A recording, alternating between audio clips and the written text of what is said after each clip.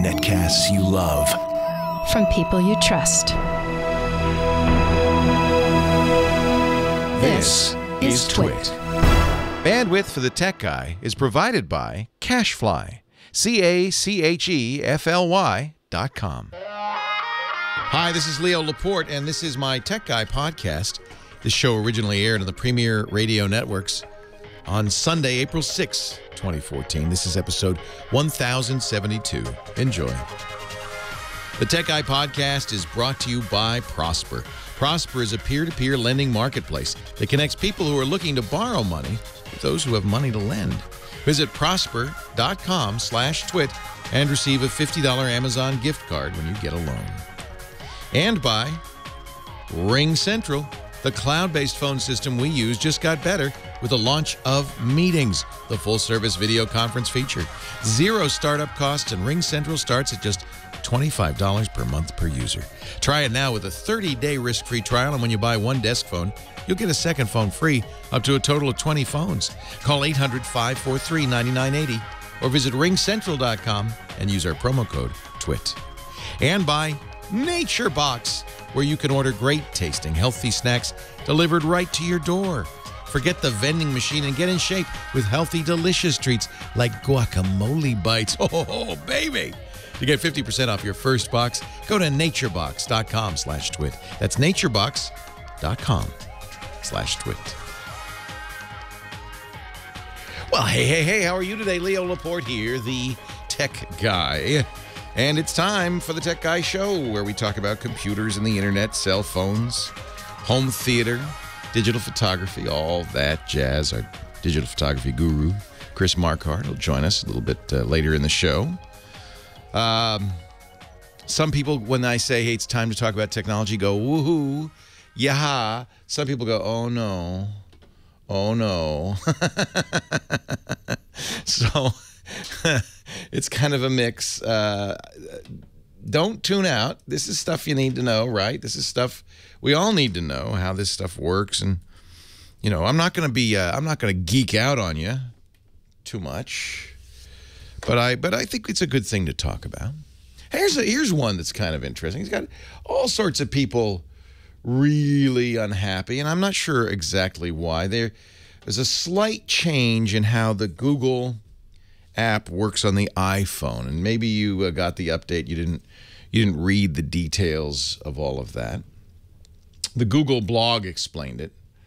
This is the Gmail app on. Do you use? Do you have the Gmail app on your? Is that what happened? What? Do you know?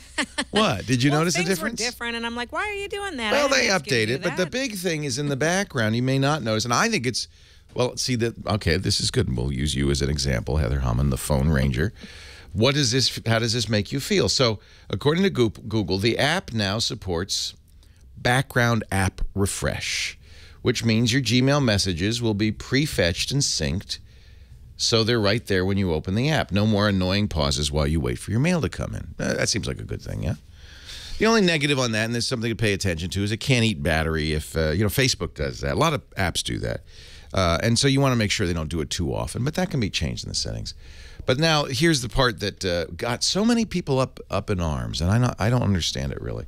The Gmail app now also supports sign-in across all Google iOS apps, including Maps, Drive, YouTube, and Chrome. When you sign into one with your Google account, and of course if you're using Gmail, that's how you use Gmail, you'll be signed into all. This also works for signing out. So if you sign out of your Gmail account, it'll sign out of all of those.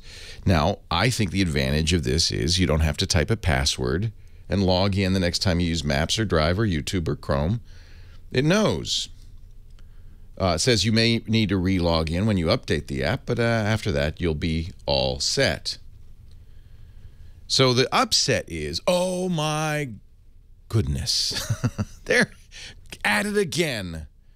Google, the article on Quartz by Leo Marani says, it's not for you they're doing this, it's for them. I guess the idea, they're worried about the fact that now Google when you look at a YouTube video, can associate it with your account. Or when you look at a map location, can associate it with your account. And he points out that regulators in the EU are upset with Google and have opened an investigation. France and Spain have fined Google. Germany is investigating. These are all countries that are very, first of all, anti-U.S. corporation, but second, also very privacy concerned. And I get, I'm not against privacy. I'm not against privacy. I think you have the right to privacy. And I think that this all started about a year ago when Google changed its privacy policies. And again, the uproar happened because they used to have individual privacy policies for all their different properties, and they decided, let's make it all one policy, but that means all the different things share data. Now, there's some value to this. Google, will show you videos you're more interested in based on what your other activities are.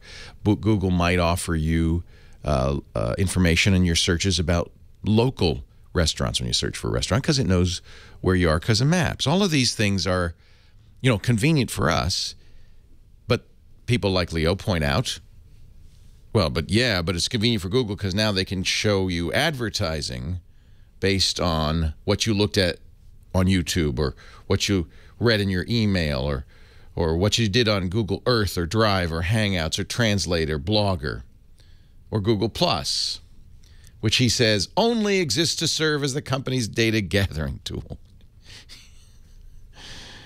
I know I might be in the minority on this, but if you don't like it, you can use some other email or some other maps program. You don't have to participate. I happen to like it because the information Google has about me is valuable in a lot of ways for me, not just because, and I don't think, by the way, using it to serve me targeted ads is a bad thing either, because those are ads, advertisers want this, that are more aimed at my interests. They're ads that I will be more interested in. And every bit of research shows that people really dislike ads that don't have anything to do with them, An advertisement for, something you don't, a badminton set, if you don't play badminton, is a waste of your time. So Google and advertisers want to give you ads for stuff you might conceivably be interested in. I'm not sure that's so bad. People say, well, that's invading of privacy. Well, I guess it would be if they went on the street corner and then said, Leo Laporte has been to Burger King 4 times this week. But they're not doing that. They're not. What they're doing is they're making sure that I see a Burger King ad or maybe even a competitor's ad. Hey, you eat a Burger King a lot. Would you like a McDonald's coupon? See, to me, that's not so irksome. And it is the trade I make for these free services. Let's not forget that everything I just talked about is absolutely free. These are amazing things. Google Maps is free. Google Mail is free. Google Drive and Hangouts and Translate and Blogger and Google Plus, which exists only to serve as the company's data gathering tool, says Quartz, is free. And you know what? I love it.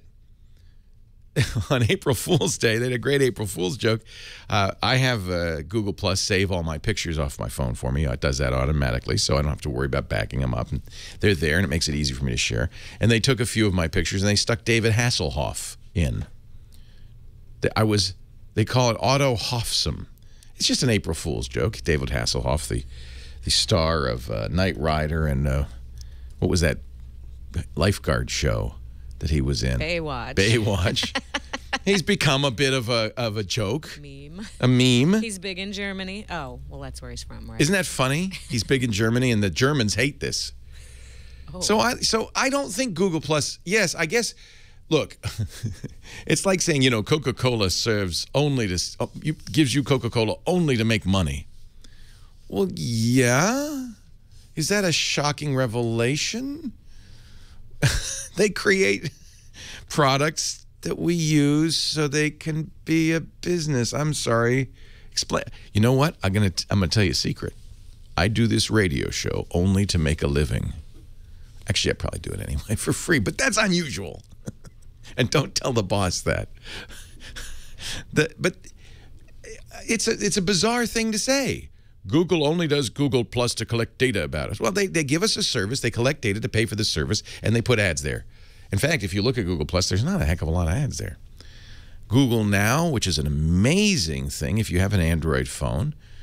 Or actually, it works on an iPhone too. What am I saying? If you have the Google app on your iPhone, will do great things. It says, we know you're interested in the San Francisco Giants because you've looked it up a few times. Would you like us to show you the scores when they? Yes, that's great. Would you like us to give you the weather in your area because we know where you are? Yes. Now, if you don't like it, you don't have to use any of that stuff. Nobody's making you use Gmail and Drive and Google Now, but I like it and Google+. And I don't think it's an invasion of privacy. Yeah, Coca-Cola sells sugared water to make money. Google gives you a lot of stuff that looks like it's free. The way you pay for it is they collect your data and show you ads. Doesn't bother me. And I know it bothers people an awful lot. Fortunately, you have a choice. I choose to use it, and I think it's great. And I love it that I don't have to log into all the different Google apps once I've logged into Gmail. That's a feature. Leo Laporte, the tech guy.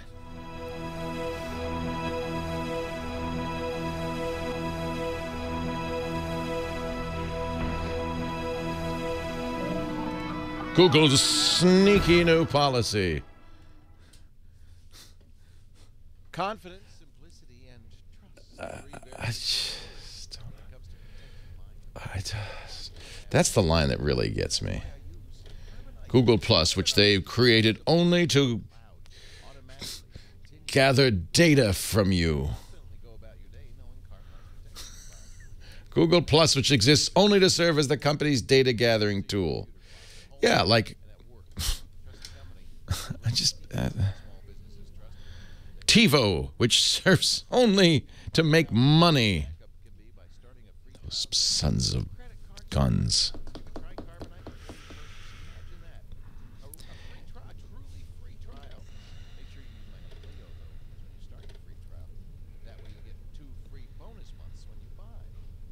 This change seems to have gone unnoticed by privacy campaigners and regulators.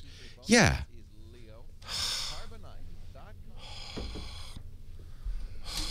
So let me know when you want to do Prosper, and I'll play the B-roll. Let's do it at the bottom of the hour. Thank you, sir.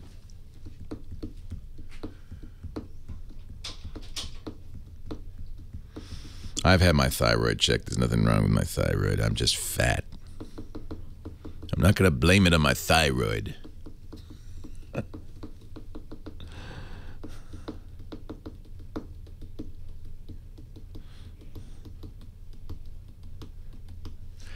Who is on to it today? Liz Gaines, I know, and I'm not sure who else because I haven't checked the schedule. Hello, Murray. Oh.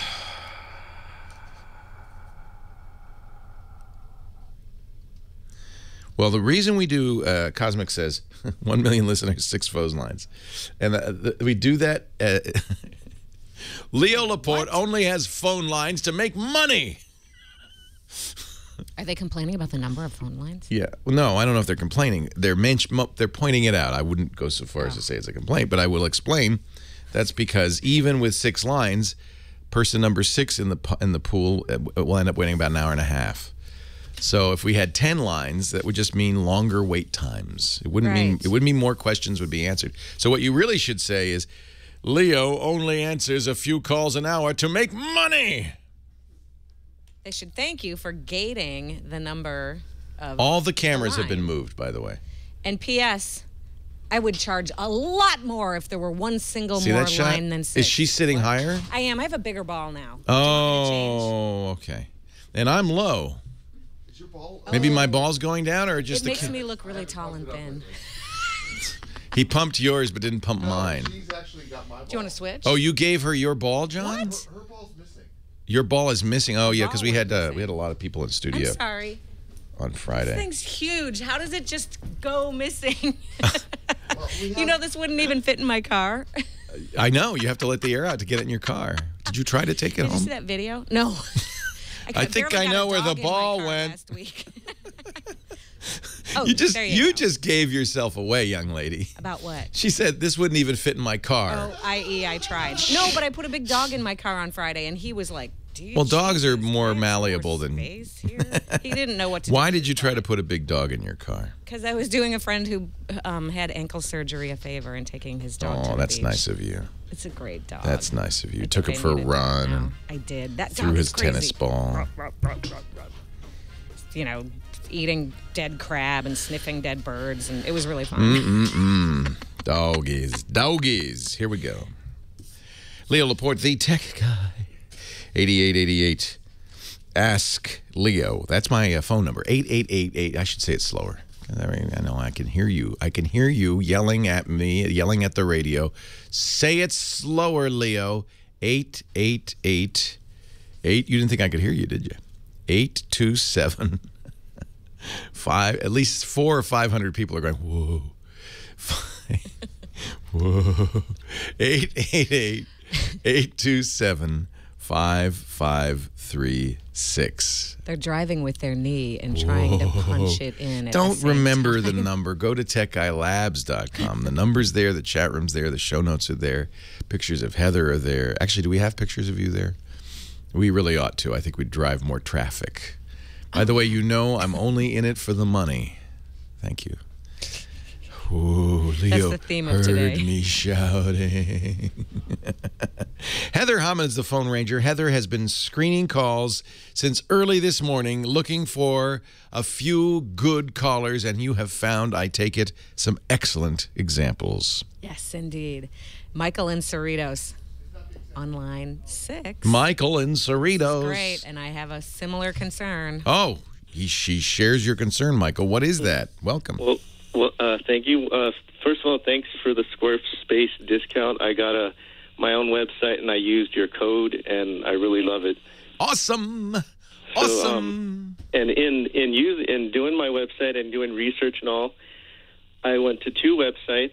The first one, it has to do with the subject of my website, and I'm a member of a forum. And last night, I tried to get on, and my screen said something about this is dangerous, this is a dangerous site.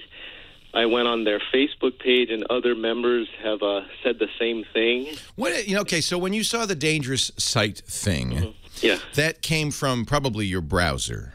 Okay. And it would have given you some additional information, including why it thinks it's a dangerous site. So, by the way, nice service provided by Google for free.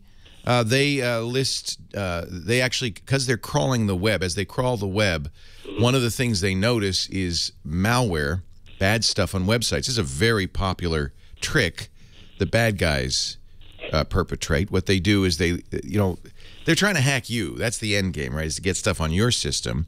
If they can, then they can sell your system to people who want to attack other systems or send spam, or maybe they just want to put an ad thing on your system that, forces you to have a different homepage, forces you to see ads, that kind of thing. So the way they've realized the best way to do this is to start by looking for websites that have security flaws. If they could find, and there are many because, there are many websites, and it's easy to find ones with security flaws. If they find it, then they sneak their malware onto that website. But Google, as it's searching around, and some other companies do, I think Microsoft does this as well, as they're searching around, they will note this, and then they will flag it so that when you search for a site or when you go to a site, your browser checks with this Google database and says, oh, hold on there. Whoa. This site has malware on it. You should not ignore that unless you're using a computer that is not Windows. Well, I just got out of it right away when I saw that. You haven't gone to the site; it's blocking you, so you're safe. Right. When it went that page up, I just clicked close because I thought, wait a minute, did I just get I was. You all didn't get worried. bit. No. It's literally the browser protecting you. And so, what my question was though, should I avoid that site now forever or no? Because I have a login and everything on. No. Go back again a little bit, and it'll probably be fine. Because is it a forum? Yeah, it's a forum that. Forums are frequently bit because the forum software usually is written in PHP. It's usually written by an amateur, maintained by amateurs, and often the sites themselves don't update frequently. So that's a very common. Forums are the #1 place this stuff happens.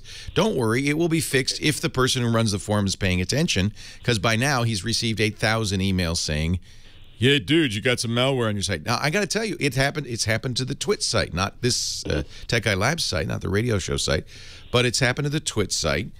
We were using software, unbeknownst to me. There was a little thing on the site that wasn't up to date, had a bug in it. Bad guy took advantage of it.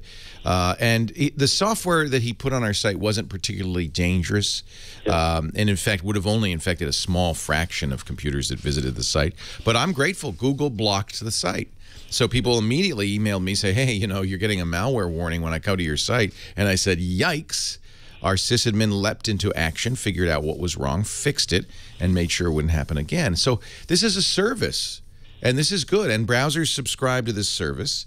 There are a number of different companies that do this, and it's a really great thing. So don't be afraid. It probably, first of all, you were blocked from going to the site. You can, you notice, say no, I want to go on. And do that at your own peril. Although I have to say, if you're using, for instance, a Chromebook, or you're using a Mac, in most cases it's safe to do so, because those attacks on those sites are almost always targeted at Windows. And often, as the case with my site, targeted a very narrow slice. You know, people using a certain browser with a certain form of Java on it and all of this stuff. So if you're keeping your site, if you're keeping your system up to date, you're doing the normal good things. I'm going to wait till the webmaster announces on Facebook that it's been fixed. You could, but you could go back 100 times. It's not going to bite you, because you're not getting to the site. You're getting the warning before you get to the site. And then the other website, it was linked from a YouTube video, and it was a guy talking about how to make money and all this stuff. And he said, check out my website. So I clicked it from YouTube, from his information on YouTube. And then I went on there and I said, this is dumb. So I tried to get out, and a noise went ding, and then it said, please do not leave this site, and it wouldn't let me leave the site. Yeah, that's a bad site. Don't go to that site anymore. Well, I turned off my computer, but I'm worried that I clicked. No, I clicked on I clicked on his YouTube link, so I thought, well, since I clicked on it. No, you're fine. You're fine. Here's the deal. I applaud your paranoia, because that's going to protect you. Usually closing the browser is sufficient. You don't need to turn off the computer.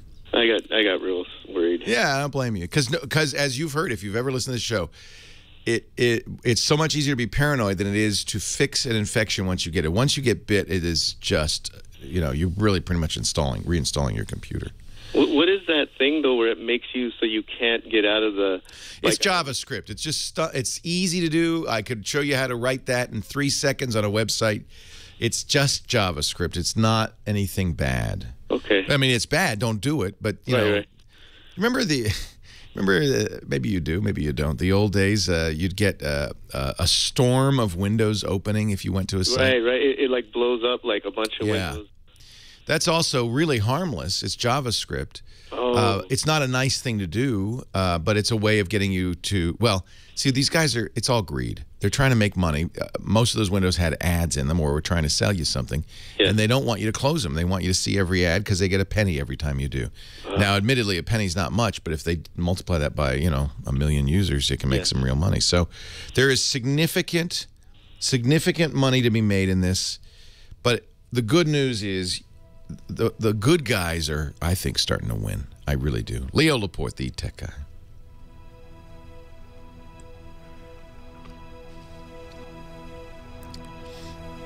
But Google's in it for the money. Yeah. So they can prosper. That's a nice segue, John. John's providing me with the ad segues. You've heard about Prosper, I hope, by now. A great little Silicon Valley startup that's got a great idea. It's called peer-to-peer lending. And I love the concept. Essentially, Prosper brings people together who have money to lend and people who want to borrow money together, eliminating, you know, the big bank. You go in there and you put on a tie and you beg them for money. You don't have to go into a bank. You go to Prosper.com. If you knew in 72 hours you could have as much as $35,000 to cover your needs, what would you do with that money? Would you pay off a high-rate credit card? I would. Start a business. How about that? Think of it like a venture capital, except you don't have to give up any of your company. Maybe you want to do that home improvement project. Put in a nice bathtub. It's easy at Prosper. You fill out this online application. You provide a few details. You'll see a rate online almost instantly. The quote does not affect your credit score. Don't worry about that. And Prosper offers low, fixed rates. These are unsecured personal loans. You don't need any collateral, and multi-year terms are available. Prosper. It's Silicon Valley's answer to personal loans. With Prosper's innovative peer-to-peer lending process, there are no outrageous fees. Interest rates do not go up, and you will never set foot in a bank. This is such a successful and great idea that you now Prosper has more than 2 million members, both lenders and borrowers, over $900 million in funded loans. This is what the internet empowers, and I love it. Prosper.com/twit. Check your rate instantly. If you decide to get a loan with Prosper, they're offering Twit viewers a $50 Amazon gift card when you get that loan. Go to prosper.com/twit, a special site just for our viewers.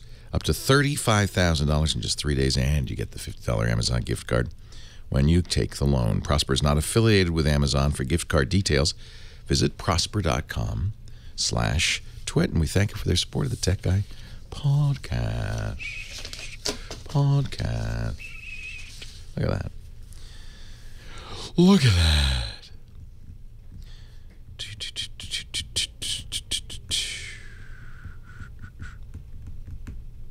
I am supporting Google and its ads.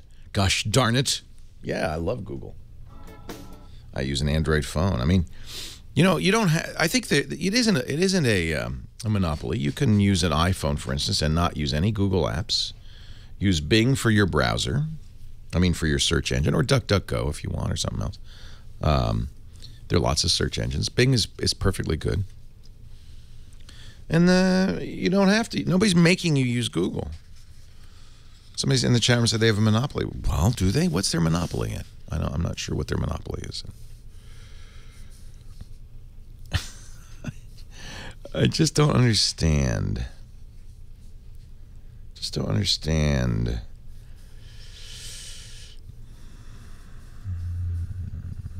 You are my conscious. My subconscious. Oh, Jason, I don't want to get an S5. I'm hoping somebody else will get an S5 so I don't have to. But, yeah, no, it comes out on the 11th. I'm so done with Samsung. I got a Note 3, and it's so crapped up. And, the S4 I have, sitting in front of me. I have an S4, and I like the hardware. Maybe, if they do a Google edition, I'll probably get it. Yeah, actually, that's what I'll do. You are my id, Dr. Mom. And Big Ginge is my subconscious conscience. But I am my own ego.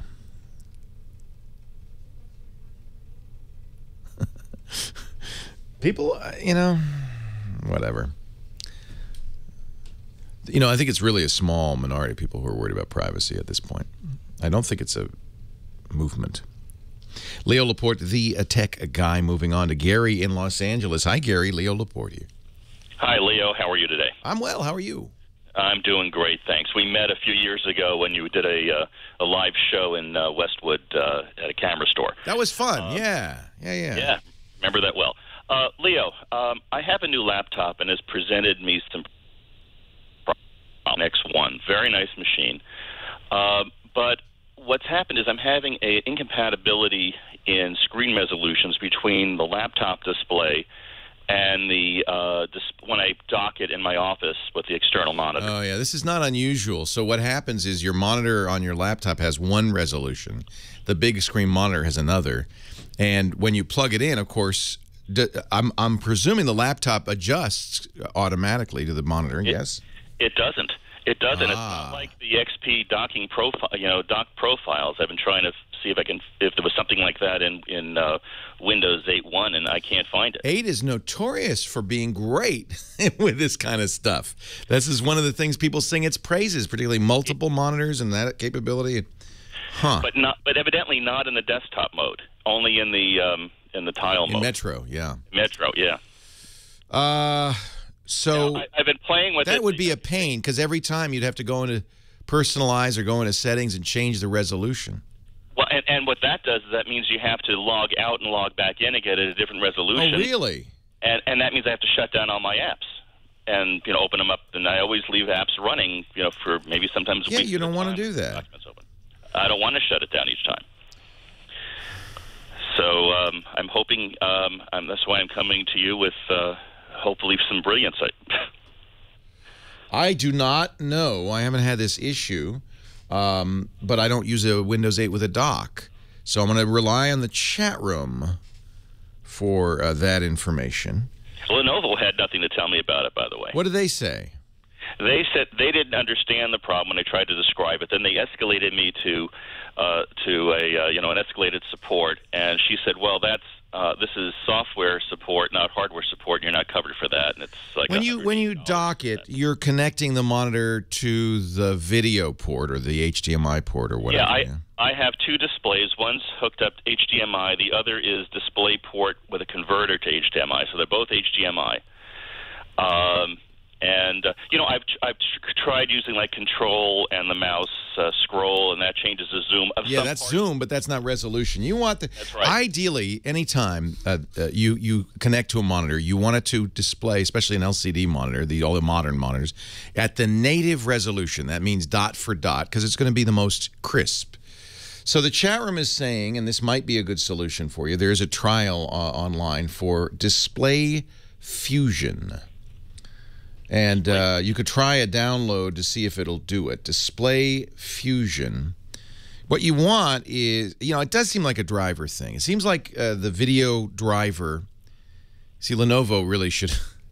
This is disappointing. The support person at Lenovo should say, "Oh yes, make sure you have the up-to-date drivers on your laptop and all of that stuff." And I've checked the drivers. I've got the most current ViewSonic for the external monitor and the most current for the Lenovo. Yeah. Yeah. So, this seems like it should happen.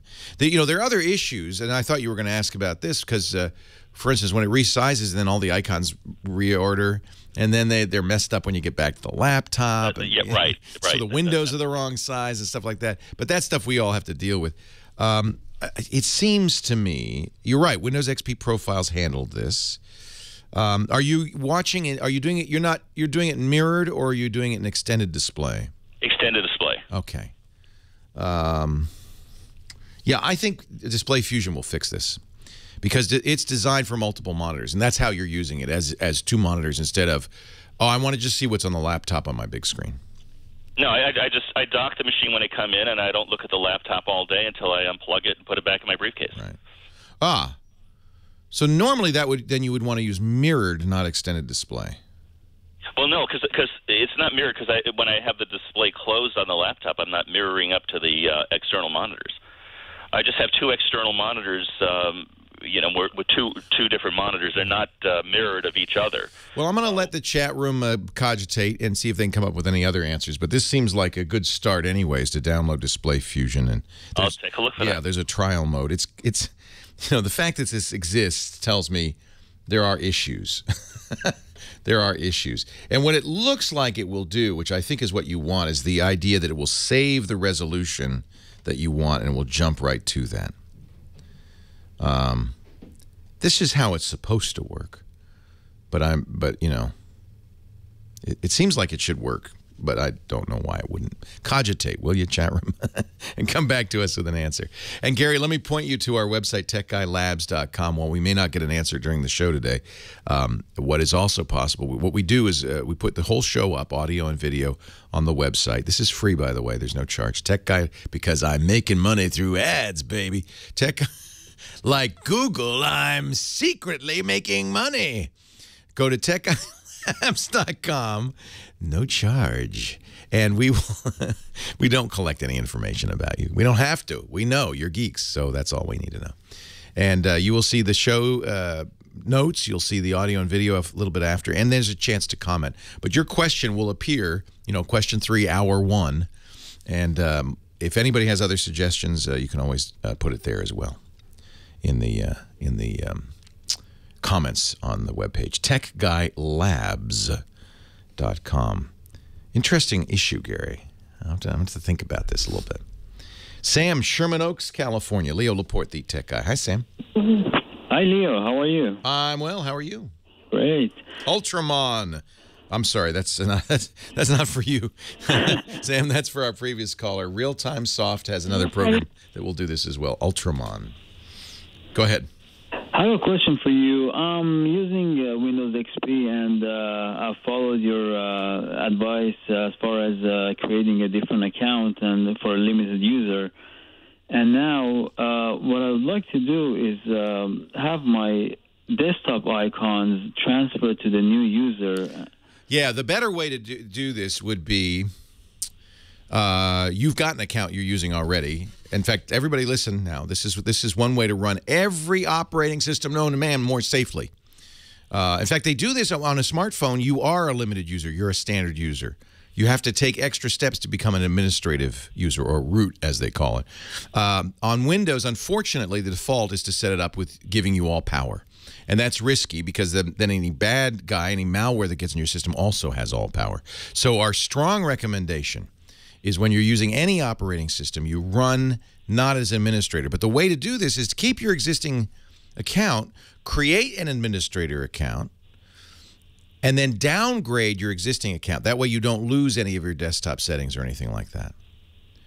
Now, you don't want the administrator account to look exactly the same because you don't want to be confused and accidentally start using that. You want it to look more pristine. So did you do it that way, Sam, or did you... Yes, I did do it that way, and I just wanted to have some of the programs that I use the most. Well, the programs should all be there. That's just the icons may not. So, in other words, your administrative account isn't going to look exactly the same. I don't recommend working in the administrative account. What I would, if you need to use a program as an administrator, right-click on its icon and select Run as Administrator, and then you can give the password and run at the administrative level. Oh, I see. I can do that. That's a better choice. I don't recommend... See, you're going to be tempted. If you make your administrator account look just like your standard user account, you're going to be tempted to use it. Don't. Don't put those... Don't make it convenient in any way. But you can always run any program as administrator without leaving the standard user account. Leo Laporte, the tech guy.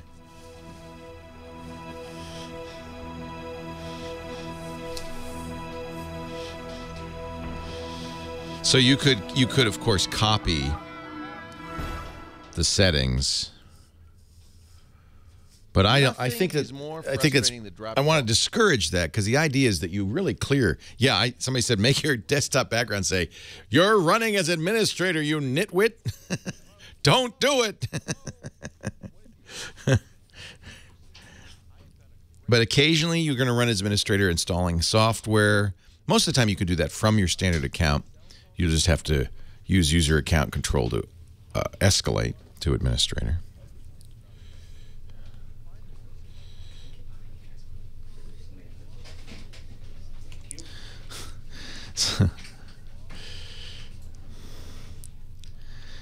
Yeah, I know, Dr. Mom. And I think that that's going to be a problem for a while. And one just hopes that, I don't know. We'll see. We're going to find out Tuesday. Well, it'll probably be Wednesday before we... Yeah, it's so hot in here. I just dropped the you think somebody changed that? What's coming? Is somebody coming in here and in the middle of the night? Is Padre living in here? I think he is. But why would my thermostat ever change? All the ACs on yesterday with lower temperature because I knew we were going to have a lot of people, but I don't know why. Oh, maybe because of that somebody fixed it or something. Yeah, because I'm spritzing. Yeah, thank you.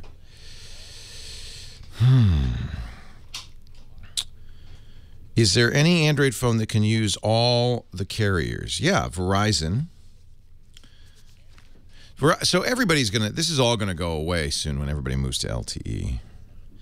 But this is a Verizon phone. So you have to check the radio. So this is the HTC one, the new one, the M8, and this is a Verizon phone. So it has a SIM. All the new Verizon phones have SIMs, and use LTE. And I think I don't know. I should try it. You could put it at AT&T or T-Mobile SIM in. I'll tell you one phone I did do it with, as you said, is the 5S, because it's an unlocked SIM. So that's the key. Is it unlocked? Oh, I don't know. Probably not. You know, Jason, you might like Jolie Odell every week, but there are those who hate Jolie. Every time Jolie or John C. Dvorak is on, I get massive volumes of email on both sides of that one. So, there are people who say, if you ever have John C. Dvorak or Jolie Odell on again, I will never listen again. And as you know, I'm in this for the money, so I pay attention to that. He works hard for the money.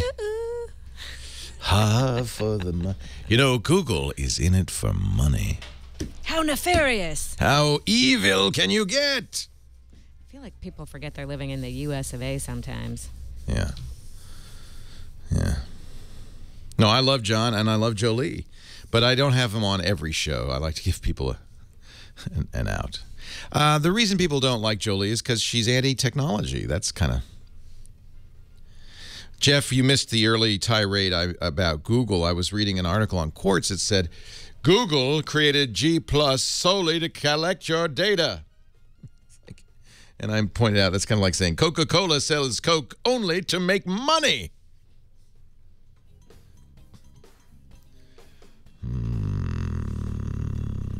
You know, I love Jolie, and I think she's great. And you know, there was a protest at Kevin Rose's home because he works at Google. You know, I got to warn you that, you know, all of this stuff, we don't want to live in a world where Kevin Rose is a parasite. Oh, please. Leo Laporte, the tech guy. I worry a little bit that, you know, I understand people want to protect their privacy. I understand that. I really do. And it's your choice, and I want it to be your choice. And that's why I don't equate, for instance, what Google does with what the federal government does. Because you can opt out of Google. You can't opt out of the NSA spying on you. So you know, I agree. We need to be protected from our government. And everyone should have the right to their privacy. And if you choose privacy, opt out of Google. There's issues, I think, in general with using the internet. You probably want to opt out of that as well. But you can protect your privacy. You probably shouldn't use a credit card either. So stick with cash. Well, that means you probably shouldn't have a any utilities. Get rid of running water and electricity, because they can. What did Walter White do in Breaking Bad when he had to drop out of sight because the feds were after him? Let's see. He didn't have electricity. I remember he didn't have the internet. He didn't have. He had to move to like Alaska, right? Like a cabin. Was it Maine, Massachusetts? Somewhere far, far away. And then I think they made sure that he had a lot of tree cover because, of course, the drones can see you. You probably don't want to use the wood-burning fire in any way because of smoke. Well, that'll give you away. So you really want to drop out of sight, you pretty much have to give up every 21st century convenience there is. But you can do it. I for one, choose to give up a little privacy. I feel bad, though, and I worry that there's wanting to protect your privacy and making sensible decisions around that, and that's fine. And if you don't want to use Google, I think that's a sensible decision. That's saying I don't trust them. I'm not going to give them any information. Same thing with Facebook. I don't trust them. I'm not going to give them any information, or I'll lie, to Facebook, and I won't, give them any. But whatever, that's fine. I understand that, and I honor that. I think it's a little unethical to try to use these services and hide who you are. I mean, that's the explicit trade is I'm going to give you this information. You're going to put ads up, and I'm going to see those ads, and that's what's going to pay for all these free things. That's the explicit trade, and I think it's unethical to try to go around that, but you don't have to use Google. You can use DuckDuckGo or Bing or whatever. But I worry that there are then extremists. In everything there's extremists, aren't there? And I feel bad. I have a very good friend. I started, actually, I think I got his career going. His name is Kevin Rose. He was, and I think he was an intern for me on the television show I did in the late 90s, early 2000s on Tech TV called The Screensavers. And Kevin was a brilliant, smart kid. Loved him. He showed us a flaw in Microsoft Windows, and we said, I remember very well, he said, you got to show everybody this. We contacted Microsoft. They said, it's not a bug. It's a feature. So he said, you got to go public with this. I said, well, Kevin, you ought to do it. We put him on TV for the first time. He eventually became a regular on the show, and eventually, after I left, took over to host it. At the same time, he was very interested in how people were getting news on the web, created a website called Dig that was quite successful. Quite successful. Started after Tech TV ended, started a company, worked with me for a while, and started a company called Revision 3 that was doing much of the same thing I do, putting broadcasts on the internet. Sold that to Discovery, made a lot of money doing that. He's had a number of different successful startups, currently works for Google Ventures. I was very saddened to see today, you know, he lives in San Francisco. There are protests in San Francisco against people who work for Google. There's that sense of these people are parasites. And in fact, that's exactly what it said. Somebody left on his front door, Kevin Rose, parasite. They handed this flyer out to his neighbors. Greetings, your neighbor, a man named Kevin Rose, is a parasite. Perhaps not of you, but of us.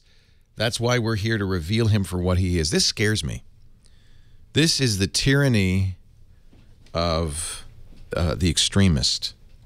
As a partner venture capitalist at Google Ventures, Kevin directs the flow of capital from Google into the tech startup bubble that is destroying San Francisco. The startups that he funds bring the swarms of young entrepreneurs that have ravaged the landscapes. Wait a minute. Ravaged the land? What are they doing? Are they chopping down trees? Are they setting buildings on fire? No, they're raising rents because landlords decide to charge more. Ravage the landscapes of San Francisco and Oakland. With each new tech corporation comes a wave of fresh techies who can, on average, earn 4 times more than a normal service worker. We are the ones who serve them coffee, deliver them food, watch their kids and mop their floors. Nearly all of them are just like Kevin Rose, and we're tired of this miserable situation. Are you kidding me? Are you kidding me? I don't want to live in Soviet Russia, my friends. You know, some people are going to get rich, and some people are going to make money, and some people are going to make less money. But I don't want to live in a country where it's not allowed to make money. I really don't. And as long as somebody's not ripping you off, and I don't think Google is ripping you off, as long as somebody makes clear what they're up to, and you decide to participate, I don't think you've got much to say about it. And I feel bad. I feel bad for my friend Kevin Rose to have that kind of approbation. You know what? You know what'll happen is these people all leave San Francisco.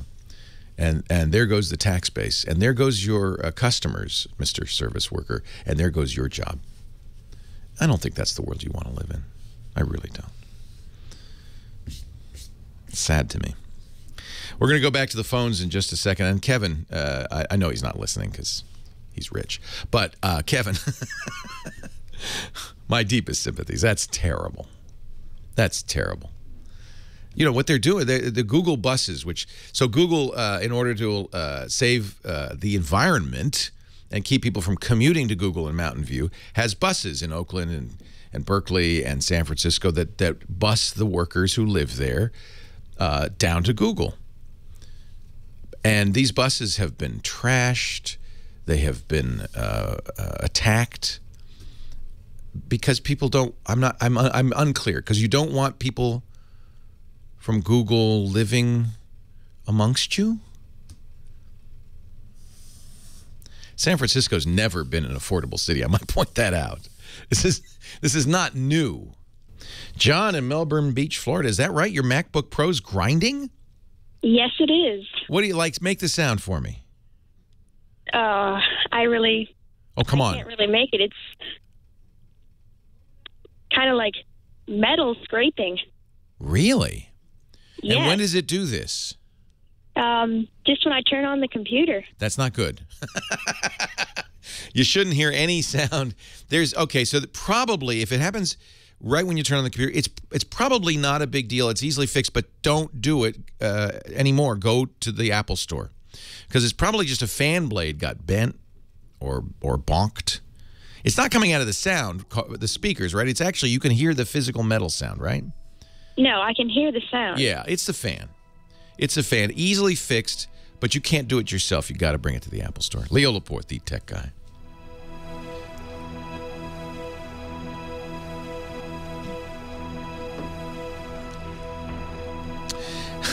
Houdini7 says it's got rusty bits. You need a little WD-40 right in that speaker grill there, and it's all going to be fine. No! A small business owner. Don't do that. Please. Please. Our show today brought to you by Ring Central, my very fine phone system. I love Ring Central. By the way, I think Ring Central, I asked them, I think it's running on Linux. The nice thing is you don't have to worry about whether it's running on Linux or not. I think it's not asterisk. But anyway, why am I getting into the weeds on this one? It is a cloud-based phone system. That's the beauty of you don't care what it's running. You don't need to care. You don't have a computer in the basement, a PBX. You don't have software to maintain, hardware to maintain. They do it all for you. More and more we use cloud-based solutions for that very reason. We don't want to have to worry about it. The other advantage in cloud-based operating systems or cloud-based phone systems is updates are kind of automatic, and they happen all the time. Ring Central just keeps adding features, and I gotta say I love it. Now, let me tell you, as the boss, we put Ring Central here in our studios, and we use it. We've been using it for almost 3 years now and love it. The reason as the boss I love it is there's no startup cost. It's under $25 per month per user. And you could try it free for 30 days. So and you don't have any hardware in the basement to install. It's just, you literally call them up and you're good. You're golden. When we get a new employee, we give them a phone, they plug it in, and it's working. But there's so many other nice features. Voicemails in your email box, sending and receiving fax messages from the smartphone. The smartphone apps, which make it possible to use Ring Central and use the office line wherever you are. Well, that's amazing. You can even do business texting from Ring Central. There's an auto receptionist. When you call our 800 number, it's a Ring Central number. The auto receptionist, it's me, it's in my voice, greets you and says, who would you like to talk to, gives you a directory. All of this is just kind of built in. And now they've added meetings, which is amazing. Ring Central, this thing blows me away. With meetings, you can host face-to-face meetings in high definition, share desktops or documents with anyone, anytime, anywhere, any device. Meetings, this is why I love a cloud-based system. They just added this feature. They flipped a switch, basically. Meetings makes Ring Central the single best business solution on the market today. Ring Central, under $25 a month per user, all-inclusive pricing. You can start right now with a 30-day free trial, and they have a special offer for my listeners. When you buy one desk phone, you'll get a second phone free, up to 20 phones total. Wow. Somebody just tweeted me, you saved me $2,000 with a free phone deal on Ring Central. I just got that tweet. I thought that was great. 800-543-9980, 800-543-9980, or go to ringcentral.com. Browse around, and then when you decide to try it out, 30 days free, use our offer code TWIT. Ringcentral.com. Wow, I am so sad for Kevin Rose. I want to get Kevin on. Should we find him? Well, I won't get him on the radio show, but I'll get him. Yes, we got you, Chris Marquardt, 12:30. I want to get him on Twit. I hope he's just out at Tartine and Well, he posted this on his Instagram. That's how I know about it. But right, but I hope he's not like holed up inside listening to those. Well, I can tell you one thing. He's almost certainly considering is leaving San Francisco, and that's the problem. This is not a good thing to do. Don't you think it'll blow over? No, this is horrible. It's getting worse. This is barbarians at the gate. This is peasants with torches and pitchforks. I would not stick around if I got that. The next thing they break a window or they break in.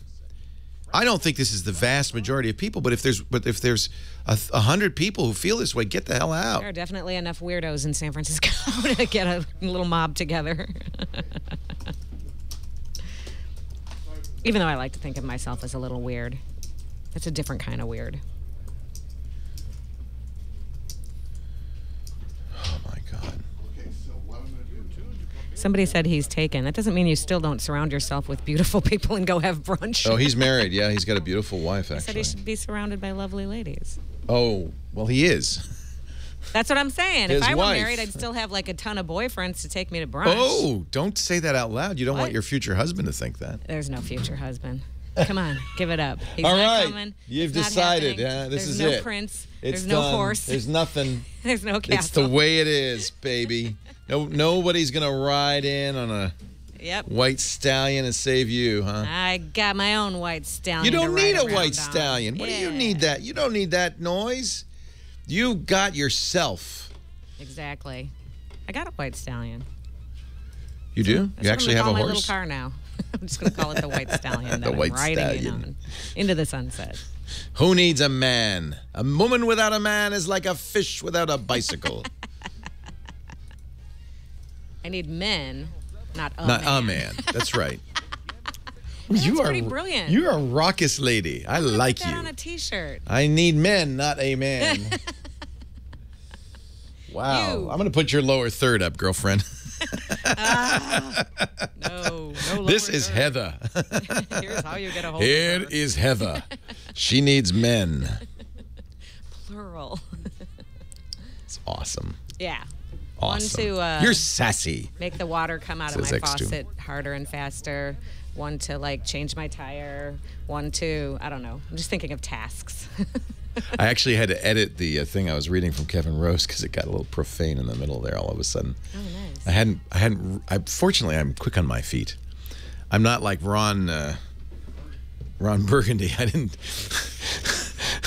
because I could have really basically lost my job had I read it out loud. What did Ron Burgundy say? You know what he said. Have you seen Anchorman 1? I forget movies. Yeah. It said a profanity towards San Diego. Oh, I thought he Remember always he said, said- stay classy, San Diego. Yeah, instead of Stay gassy? stay gassy, San Diego. That's not nice. I'm telling you, if I were Kevin, I would move. I would move. I am so sad about that. Let me send him an email. I think we need to get you unsatted. Oh, Do you need a Coca-Cola? I'm a man of the people. I'm a very liberal, very leftist guy.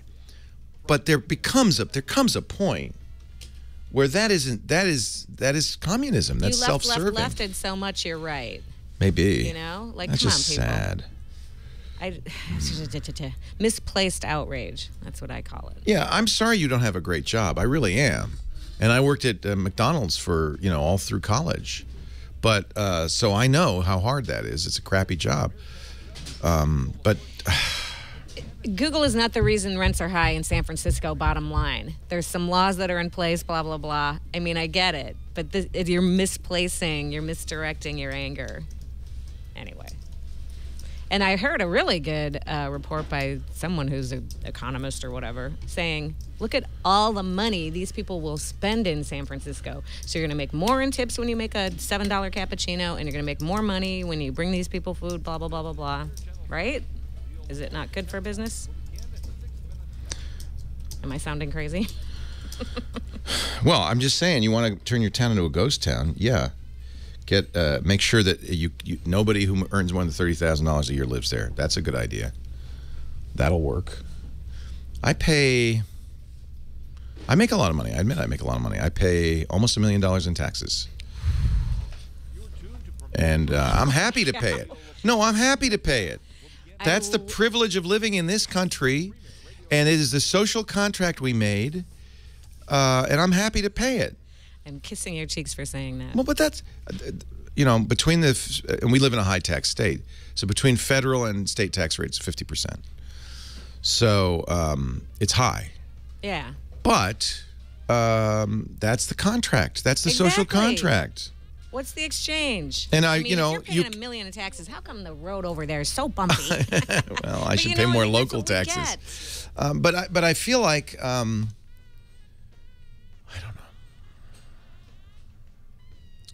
know. I worked at McDonald's. I made $2.53 an hour for many years as I was going to college. For many years. And I worked my way up, and I think I earned my money, but if it's unfair, it's unfair. I'm sorry. I give a lot of money. I make sure I give 10% in charity every year. And the funny thing is, here's a good one. The deduction for charitable contributions is basically gone to nothing. Darn it! I'm just throwing my money away. You have to give. I can't remember what it is. It has to be more than. You can't start deducting it until it's more than 10% of your AGI. I think something like that. It's ridiculous. True that. They discourage charitable deductions unless you have to you give 20%, then you can boatload. Yeah. Yeah. Well, and I take advantage of it. I don't pay a penny more than I'm required to. I deduct my phone and the stuff I buy for the show and stuff like that. I'm not saying I pay more than I'm required to, but this makes me sad. But the good news is, corporately, I could give several $1 million to any politician I like. So I'm going to buy me some congressmen. That's a crime. That Supreme Court decision? Oh.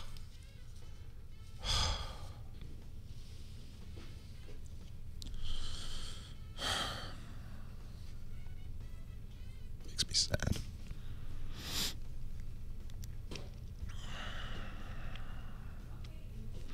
$50% is fair. You have to, in order to get to the 50% tax bracket, that's 50% marginal rate, right? So it's not 50% on the first dollar, it's 50% on the last dollar. It's lower on the first dollar. It's progressive taxation, that's fair. I actually don't like flat tax for that reason. People who make more should pay more. People who make less should pay less. That's right.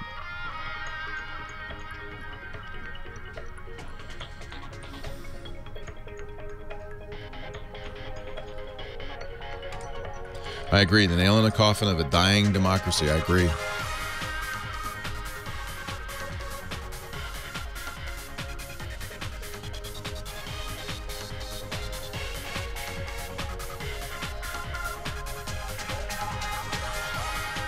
Well, hey, how are you today? Leo Laporte here, the tech guy. And it's time to talk about all those glittery, shiny gadgets and computers and the internet and apps, smartphones, digital photography, too. In fact, our digital photo guy, Chris Marquardt, joins us at 33 1/3 after the hour. He's coming up in just a little bit. If you want to call with a question or a suggestion, if you've got an answer to a previous question, you can call 8888 Ask Leo. That's the phone number. The website is techguylabs.com. techguylabs.com. Moving on, Michael in Garden Grove, California is our next caller. Hi, Michael. Hey, Leo, how you doing? I'm well. How are you? Oh, surviving. Doing pretty good out here. Good. Glad to hear it. So the problem I'm having with my computer right now is that it seems to, I guess I could say, hang or freeze after I wake it up from sleep mode. But unlike what I've been finding out for most people, it doesn't just freeze when it starts. It usually does it a couple hours afterwards. And it only seems to do it after it comes out of sleep mode. Like if I boot the computer, if I just boot it, nothing will happen. It only happens if it comes out of sleep mode. Is it a Macintosh by any chance? No, it's Windows 7. Yeah. I actually have a Mac that has this problem. It's a common problem with Macs.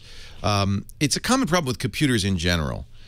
Sleep mode seems to discombobulate them. You ever wake up from sleep and you're a little groggy? It seems to happen with computers as well. You don't hibernate, do you? No, I don't do that. Okay. So sleep means the computer stays on, continues to feed the memory, the RAM with power so it doesn't lose the contents of memory, but it goes into a lower power mode. Hibernation, it's an interesting idea. It takes the contents of memory, saves it out to the drive, turns off everything. It's essentially an off switch. But then when it wakes up, or when you wake it up out of hibernation, it boots up and then loads the contents of memory. So it starts you up at the same place you were. Both of these modes are sometimes problematic. Golly, I'm not sure where to start on that one. Yeah, I found it to be kind of interesting because, I've checked here and there to see what people would say. And, usually when you look up on the net and people, you put in certain symptoms, you get, 10 different solutions. Yeah, this is not an uncommon problem. Not at all. Right. The thing is that when it freezes, it tends to I guess I could say everything on the desktop becomes unresponsive. Like I can still move the mouse around, the cursor still moves around, but if I hover over an application or if I try to click on something, it tends to not be responsive. Interesting. So USB is still working, and the computer's working well enough to move the mouse and the keyboard. So it's an odd. It's not really crashed. If it were crashed, nothing. The mouse wouldn't move. So it's not really. It's just kind of in a weird state, isn't it? It sounds like. Here's a couple of things that could be wrong. This is managed by both hardware and software, and that's why it's so difficult to solve this, because there's so many places this can go wrong. If you do a Google search on your specific computer and even model, because these problems tend to be specific to a brand and a specific model. In the chat room, they've given me a link to Tom's Hardware forum entry, waking up from sleep mode problems, and it's much like you described. It's a lot of different possible things wrong and a lot of different possible solutions. It is Windows power management. It is something that is oddball going on there. It could be, for instance, the hard drive's not waking up, but everything else is waking up. I looked that up the other day too, and I turned that option off so that hard drive will not turn off anymore. And that still didn't help. Oh, I don't know just yet. I did that yesterday. That might help. That's certainly something. Right. Do not hibernate. We know that causes many problems. Another thing you might want to do is check to see if there's a firmware update, a BIOS update available for that particular motherboard. So sure, I can, because I had to get this computer taken in back in November, and the guy who worked on it did upgrade the BIOS for me because he said it was running kind of sluggishly, so he did upgrade that for me. Yeah, maybe it may be up to date, so check and see. Right. Who makes the computer? I built it myself. Aha. That can also, this is why, the only reason, look, I've built many a computer. But everybody has to understand, when you build it yourself, guess what? There's no one to call if something doesn't work. You can't call Dell. You have to figure it out, because now it's most likely the motherboard, right? You call me. That's what you call. And I go, I don't know. That it might be the motherboard too. Yeah, it's most likely in the motherboard. You go to the motherboard manufacturer, make sure you have the very latest BIOS on that. Right. And could be all sorts of things. I think it's the most telling part of the symptom is that the mouse and keyboard still work. That means the operating system is actually still running.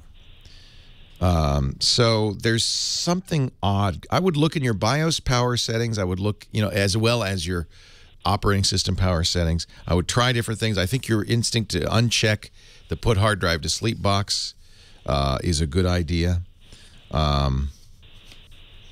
Make sure you've got the latest drivers for your motherboard as well. Who's the motherboard? It's a, what is it now? Let me check. Oh, it's an Asus. Asus. Yeah, go to Asus. They update those drivers frequently as well. So the motherboard drivers are important because they're a lot. It's not just it's everything, because so much is on the motherboard these days. So, so making sure you have the latest Asus drivers would probably be a good idea. But any driver could cause this. Yeah. So it could be the video driver too. Check all your drivers. This is such generic advice, and I'm sorry I can't give you anything specific, but it's because it could be any one of a number of things. Right, yeah, I understand. I just figured, might get somewhere with a more direction with this, but Yeah, I like the idea of not putting the hard drive to sleep. And also check just to make sure that it is related to sleep mode. Stop putting don't let the computer sleep. Right, yeah. I just used to do that every night. Instead of shutting it down, I'd put it in. And you never had the problem then? No, this actually started happening about maybe 2-3 weeks ago. I built the computer 4 years ago. So well, that's good. You got a very recent issue. Yeah, that means you built it right. But there's power supply can be maybe. What if the power supply were a little flaky, and I don't know. I could just think of a lot of things that could cause this, but I can't think of what. I hope not, because I just bought a new one. Well, that's good. That's good. I'm afraid I don't have any direct advice for you. Check the chat room. If you're not in the chat room now, this would be a good time to go to techguylabs.com and click the chat link, because they have lots of ideas too. But it's going to be more of what you've already found, which is I Google it, Asus motherboard, put the model in there, sleep problems, and you'll find 100 different things. And, when you build your own computer, in some ways, I think this is better, because if, let's say you did buy it from Dell or HP or Lenovo, you'd call them and they'd say, I don't know.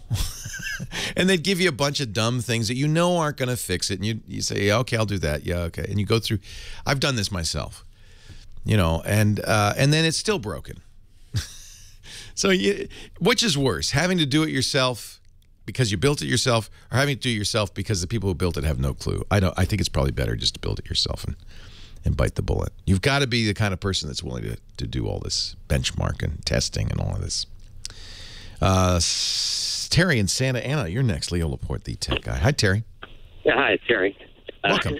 Leo. Yeah. I'm talking to myself. Yeah, so, just wondering what the differences, advantages and disadvantages, if any, between different, Ubuntu and Xubuntu and Kubuntu and, whatever.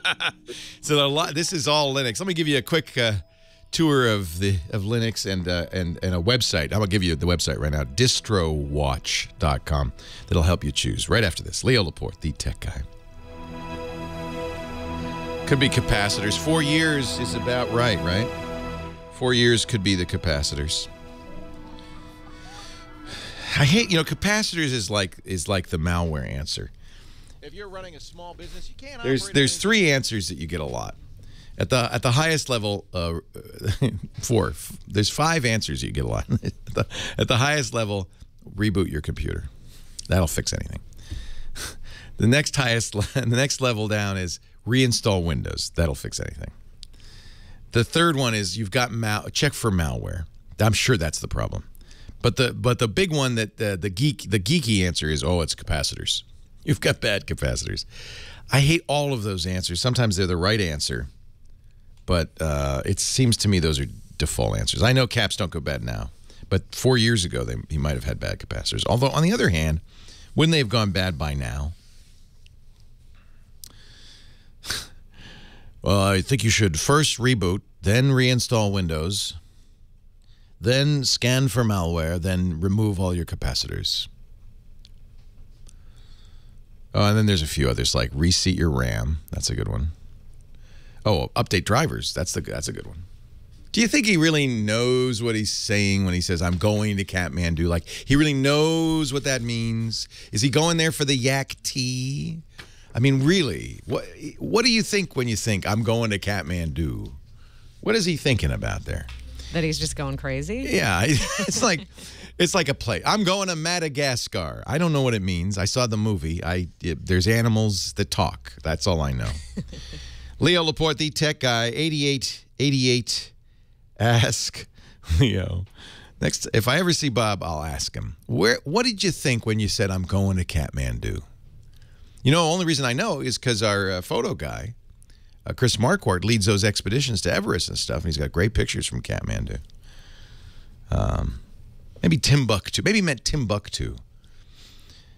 So, we were talking to Terry in Santa Ana about a fairly obscure topic, although now that Windows XP is going to be out of date on Tuesday, there's a lot of interest in this thing called Linux. I got somebody on a Linux podcast, you know who you are, gave me a hard time for telling people Linux is not for real people. But I'm going to stand by that. It is a great operating system if you're a hobbyist, if you're a young person, if you're interested in messing with computers, highly recommended.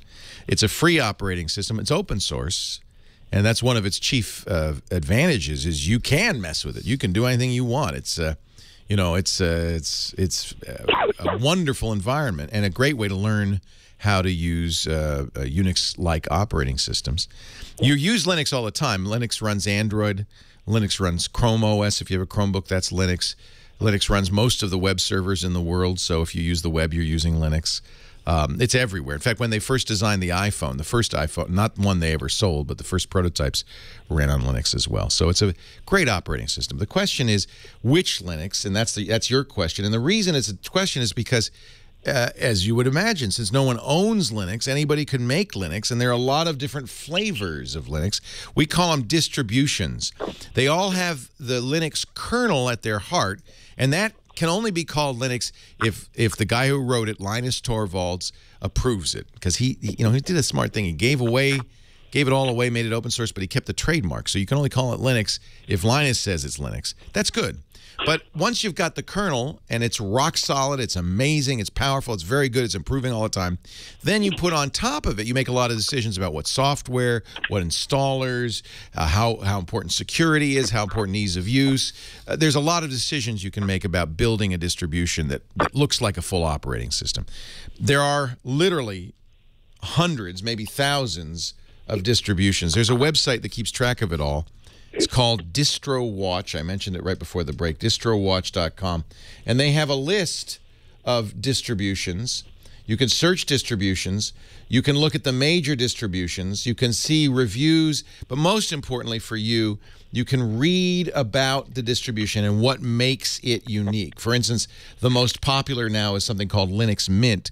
It's based on Ubuntu, but the people who created Linux Mint decided they wanted to make it easier for people coming, refugees from Windows, so they made it, better for people who are used to commercial operating systems, in particular for multimedia. So it comes installed with a lot of stuff that the purists at Ubuntu didn't want to install. Ubuntu's #2. That is very popular because it's supported by a guy named Mark Shuttleworth. He's a multimillionaire. Went into space, you might remember, made a lot of money in technology, and decided to devote that money to creating a Linux that everyone could use. And Ubuntu really is phenomenal. But there are many others, and as you mentioned, there's a number of flavors of Ubuntu, including Kubuntu or Kubuntu, Xubuntu for smaller computers. There's so many kinds. The nice thing is they're all freely distributed. You can download them. You could try them.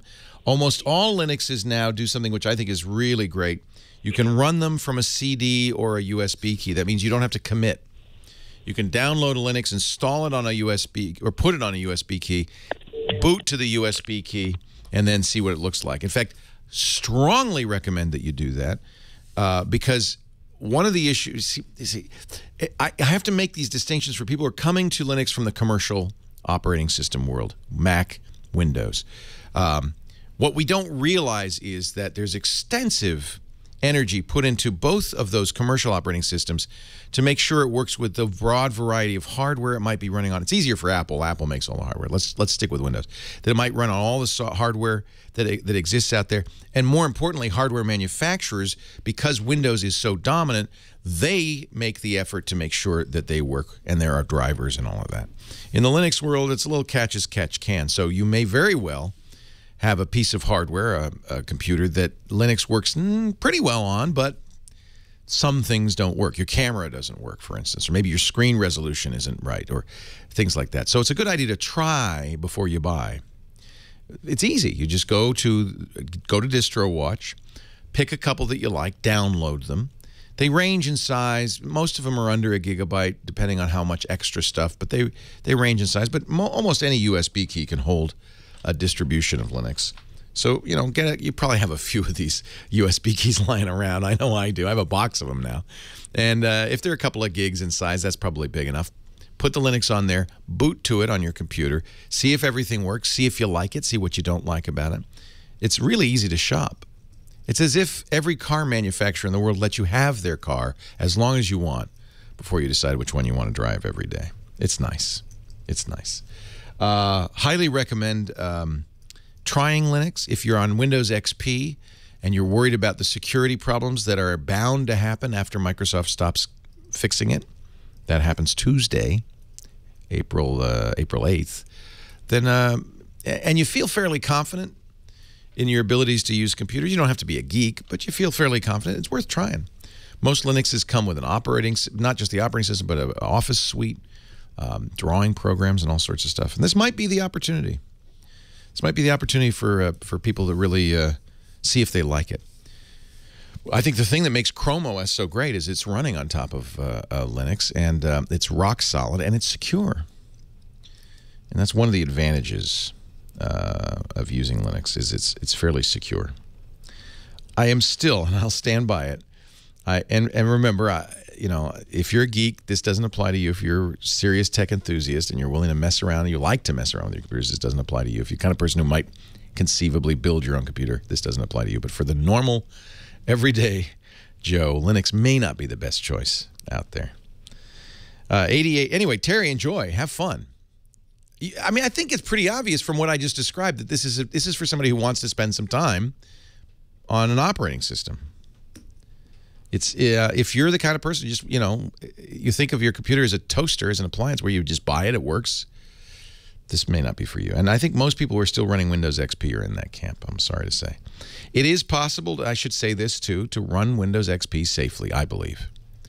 Just because Microsoft's not fixing it, if you practice safe computing, you're probably all right. The safest computing is just to take it off the internet.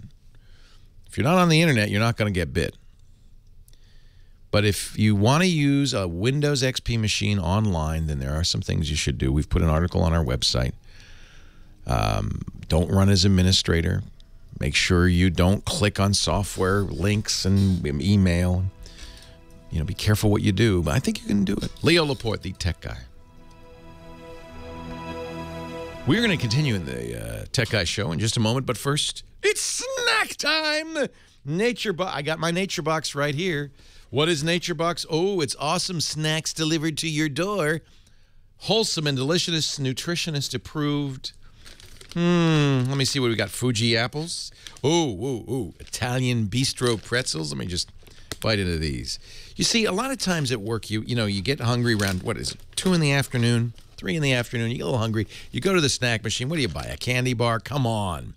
That's not good for you. Nature Box has healthy treats that are good for you. No high fructose corn syrup, no partially hydrogenated oils, no artificial sweeteners, no artificial flavors, no artificial colors, no trans fat. I shouldn't say good for you because that's, I don't mean to apply their medicinal, but they're not bad for you. They're nutritionist approved. And they're really good. Now, pick your monthly box size. You can get a 5, 10, or I'm sorry, I shouldn't eat my Nature Box while I'm talking to you about it. It's hard not to. Oh, lemon pucker pistachios. Oh, smoky barbecue peas. Harvest rice sticks. Pick your monthly size, 5, 10, or 20 snack bags.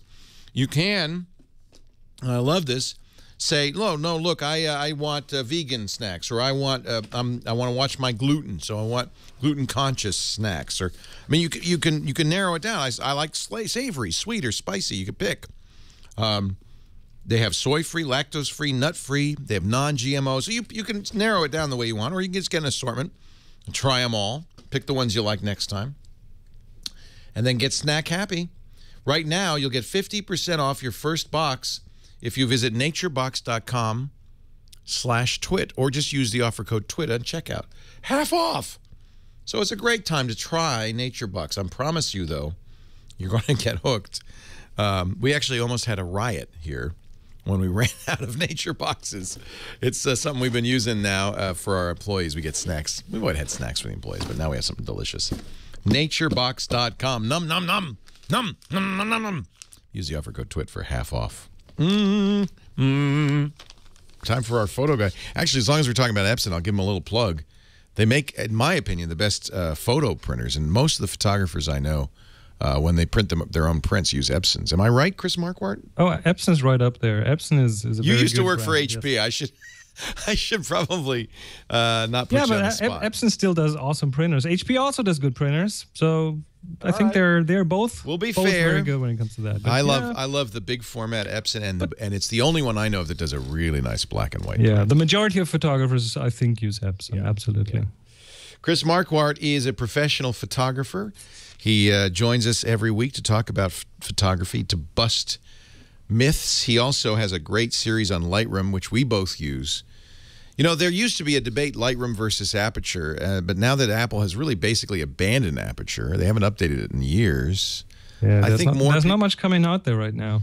I loved Aperture. I'm sad. But most people are using Lightroom. More and more people are using Lightroom, and it's a nice choice.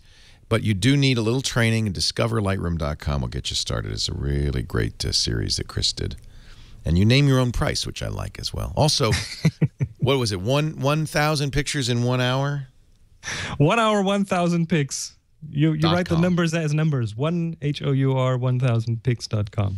So you want to bust... It's a little workflow thing. I want to bust a myth. Bust a myth? All right, bust it. Yes. Bust it, baby.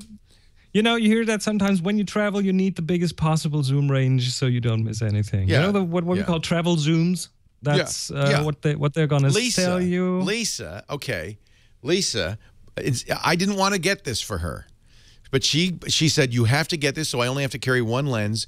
She has a lens for her, we carry the OMD EM, actually she has an EM1, I have an EM5, the really nice, what do they call them, micro four thirds cameras. She has a lens that is effectively, I think it's 24 to 300. It is wide to very long. And it's very convenient to have this huge range. I mean, don't get me wrong. Don't get me wrong. There's nothing wrong with getting one of those lenses. But if you're getting more serious in your photography, then a lot of photographers, after a certain point, they will start to learn that less will often give you more. And we both know constraints will get you more creative, right? If you can't cover everything, you have to become inventive, and you've got to start find out things. But then there's also a technical side to this. And for example, if you have this super extreme zoom, 18 to 300, I don't know how much, they will usually be not as bright. They will usually not let as much light in as you want in some of the situations. And the problem is the longer you zoom, the further you zoom in, the less light they let in. And that can turn into a bit of a problem. Now, again, those are very versatile. So you have to use it outside pretty much. You have to use it outside pretty much. Yeah. I know with today's cameras getting better in higher ISO ranges. Yeah, sure, you can use them, but then you buy that for some other kind of loss in image quality. Now, the thing is, with these kind of lenses, 80% of the range they are used in is in the extreme ranges, either at the widest angle or the furthest zoom range. That's where they will be used. That's where people typically use them. They hardly ever use them in the middle. The problem is that the performance of these lenses is not exactly up to par at the extreme edges sometimes. So if we're looking at the extreme focus, the other thing is because because they are so let's say not so strong when it comes to low light, they will often shoot wide open with a wide open aperture to let enough light in. And that is, again, an area where the lens is not going to perform in the ideal fashion. So nothing wrong with getting one of those, but most serious photographers will probably not do that. They will go for lenses that cover a smaller range that don't go as far. And let me throw in a bonus myth here, and that's the no zoom holes myth. No zoom holes? Yeah, it's like if you have multiple zoom lenses to cover the entire range, to make sure you don't have any holes in there. They need to overlap, so you have a 15 to 70 and a 70 to 200. But then, trust me, there's nothing wrong with having holes in that range. The secret is I see more and more photographers going for a prime lens that doesn't zoom at all, and then use their feet to kind of adjust for the lack in being able to zoom. And yes, you will not get all the shots, but those that you get will probably, at least from the technical quality, be a bit better. Maybe not from the creative quality, but at least from the technical side. I notice you're talking a lot more than you used to about interchangeable lens cameras. Do you feel that people are moving away from the fixed point and shoot where you don't have a choice, you got what you got, to interchangeable lenses? Well, the interesting thing is with the cameras that do not have an interchangeable lens, what you will typically have is a lens that is kind of optimized for that sensor that's in there. Right. Because they can do this because you will never gonna change it. But with interchangeable lens cameras, all of a sudden those sensors have to become a bit more versatile and cover more different lenses, especially when you start putting DSLR lenses on them with adapters and things like that. So being able to interchange lenses does not necessarily guarantee you the best quality. Sometimes if you have a fixed lens camera, that sometimes is a better choice, especially for a certain type of photographers. I mean, you always have to make this dependent on what kind of a photographer you are. Yeah, my daughter's in Mexico for 2 months, studying Spanish. And, of course, the day before she leaves, she said, oh, Daddy, do you have a camera I can I can borrow? But fortunately, I had a good one that I thought she would like. It's and they've just released an update for it, the Olympus TG2. It's their tough camera. Shoots underwater. You can drop it. It can get dusty. Yeah, it's rubberized and stuff. Yeah, it's a point and shoot. But I thought it got great pictures. Video's fantastic. And it's compact. I thought it was perfect for her. So... there are times of point, especially if you travel or if you're going to be in kind of unknown conditions, a point and shoot can be really the best choice. And they're so good now, aren't they? Really? Oh, most of them are. In fact, now what's happening is we're just taking our camera phone with us. The cameras are getting so much better, and the phones. We're not even bringing cameras. The magic they're doing in these mobile phones is amazing. Yes. I used to make a point of carrying a camera with me at all times, and now it's not quite so urgent. If something good happens, I got the phone.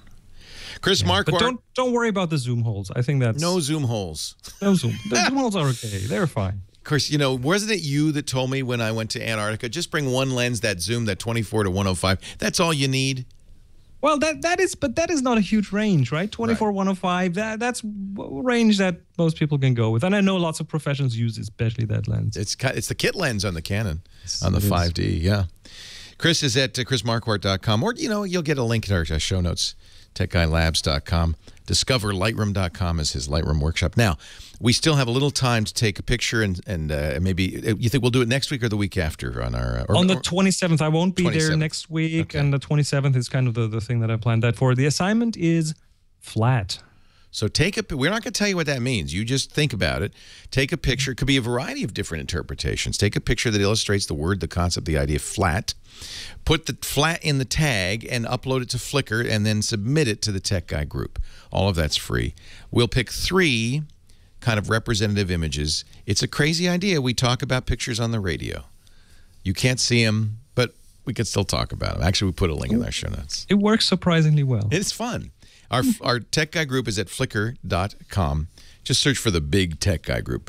Renee Silverman's the moderator there. She'll welcome you. And you can participate. It's lots of fun. Thank you, Chris. Where are you going next week?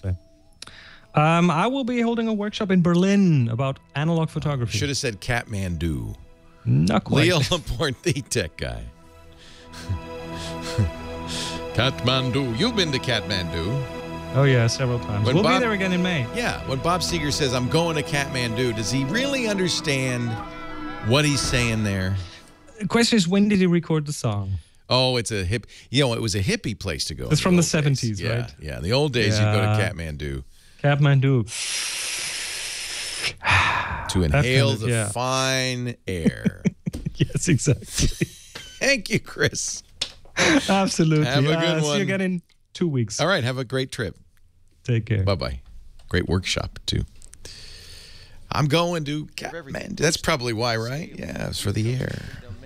He's going there for the fine air. Where should I move? Lion Gate. Leo Laporte. We are in the country, aren't we? The Tech Guy. 8888. Ask Leo. That's the phone number. Colby is on the line from Clinton, Massachusetts. Hello, Colby. Leo Laporte here. Hi, Leo. Hey. I have a question. Where would you get Linux, the operating system, like a safe way? ubuntu.com.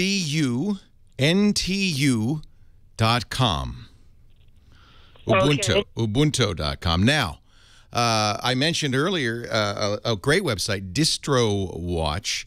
That's distrowatch.org. That's a site where you can see a listing of various Linuxes.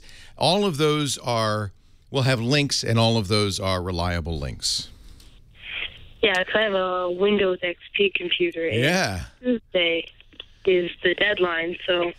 There's a lot of concern about this. I believe you can continue to run XP safely if you know what you're doing. But, this is an opportunity to put something more reliable, more modern, and something that will be kept up to date And it should run great on an older machine. Linux is a good choice. There are Linuxes that are one of the choices you can make as you create a distribution, and all of these are different flavors of Linux are called distributions, is what the target hardware is.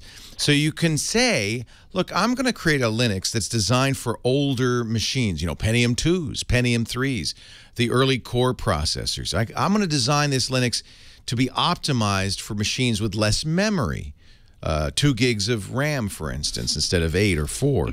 And so you'll see there are a variety, if you go to DistroWatch, a variety of Linuxes designed for older systems that will run better on those older systems. So if you feel that Ubuntu isn't running too well, it should, depending on how old that XP. How old is that XP machine? Like 13 years old. Yeah, you got it when XP came out. So it's pretty old, but if Ubuntu doesn't run well, there are other choices. Remember, if you do that thing I mentioned where you try it by booting it from a CD or a USB key on that machine, you'll have to boot it from a CD. It will run slower because it's not running off of a hard drive. So that's not a good way to measure the performance, the speed, but it is a good way to see if everything works right. The older the machine, this is weird. With Windows, the newer the machine, the more likely it'll work. With Linux, the older the machine, the more likely it'll work because people have had time to get it working. So its older machines are really perfect for trying Linux. I guess this is going to be. I was a little worried that we were going to do a show today that was all about XP because Tuesday's the last day Microsoft's going to offer updates. There will be the normal second Tuesday update on April 8th, and after that, never again. They're going to keep Microsoft Security Essentials, their antivirus, going. But if you want to continue to run XP, you don't want to put another operating system on, then you can. I think you can relatively safely by making sure you don't run as administrator, run as a standard or limited user. Don't use Internet Explorer, by the way. That's not up to date. It's Internet Explorer. They don't have the latest versions, and the older the version of Internet Explorer, the much more risky it is to use it. So use Chrome. Google says they're going to keep Chrome up to date for XP at least through 2015. So use Chrome. That's free from google.com/Chrome, and that has a lot of advantages from a security point of view. You should also be very careful about the links you click. Don't open software. Don't take software from strangers. If somebody messages you on Facebook, oh, I got the video from last night, you won't believe it, don't click that link. It didn't come from your friend. It came from your friend's hacked account. Be really careful. And remember, you're going to have to get new applications. You're not going to be able to use Microsoft Office, Colby. You can. There's a program called Wine that lets you do that, but you probably want to use the Linux versions of the open source free versions of all these programs like LibreOffice. That's free. And most Linux distros will come with that stuff. They'll come with at least a good assortment of free software. So once you install it, you're ready to go. Good luck, Colby. It's going to be a fun project for you. I think it's actually a great way. Here's the thing, Colby. You could become the expert and get that little USB key with your Ubuntu on there and go around all your friends and family are still using those old machines. Say, you know what? It's not secure to use XP anymore. Can I help? Chrome is available for Linux as part. It's actually called Chromium on Linux because it's the open source project that created Chrome. But it is available. Actually, I think Google Chrome is also available, but I always use Chromium. Don't use your AOL browser. That's not a good idea. Yes. They will not update Microsoft Security. This is a common source of confusion. Let me make this clear. They said they will not update Microsoft Security Essentials, the program, but they will continue to offer virus updates. I don't worry about that too much because the antivirus is not going to protect you. It's what you do that's important. And there are plenty of third-party antiviruses you can get. 8888 Ask Leo, that's the phone number. We're going to go back to the phones. Michael's on the line from L.A. And he says, I had a problem with Apple. I found a solution. I wrote to the boss. Leo, I love you, and I have to thank you for that. You are just the best. Oh, well, thank you. What happened? Well, I had bought a 2011 MacBook Pro. Okay. And after 3 months of use, till I wrote to Tim Cook, I was in the Apple Store every week, every other week. It was. Oh, did we talk about this? It was like a lemon. You and I didn't talk about it, but you had a similar caller. Similar caller, okay. Which prompted me to do this. I mean, it was a nightmare. So you wrote to the CEO. I wrote to the CEO. I wrote a friendly letter saying I'm a Mac fan, but I'd have long ago jumped out the window had my office not been on the first floor. That got Tim's attention. Well, no sooner do I put the mail in the mailbox, I get a call from his office. I get a call from a guy named Bob, who he was amazing. He was just, we're going to fix this. Yeah. I said, look, I'm going to be honest. I'm losing business over this. Wow. My work computer. Wow. We have to do something. I'm not asking for the latest, greatest, newest thing. Just give me something that works, even if it's the same model. And he said, look, if we don't go through the steps to determine that it's not a software issue, you're just going to be moving bad software to a new computer. You'll have the same problem. He's right. He's right. He's right, which I never thought of before. Right, right. The Apple geniuses that I'd been to never came up with a solution. They just thought I was nuts. So he assigned a tech person to me, and the guy was amazing. I mean, you could talk to him for hours every day. They'd call back because they'd give you things to put the computer through that would take hours. So they'd call back for results. They'd call back on time. Bob himself would call back twice a day to see how things were going. And after about 10 days of talking to these guys several times a day, the computer basically said, F you. While we were working together, the drive said, I'm dead. I'm not doing anything for you anymore. Good. It was like the timing was perfect. Good. So they had me send the computer back to them, and they said they wanted to see what was going on. Good. They had it for about 4 days, and they sent it back immediately, and it's gorgeous. I'm so glad you got a solution. Most companies nowadays, you write to the CEO, you're going to get a response. But Apple just went all the way. Leo Laporte, the tech guy.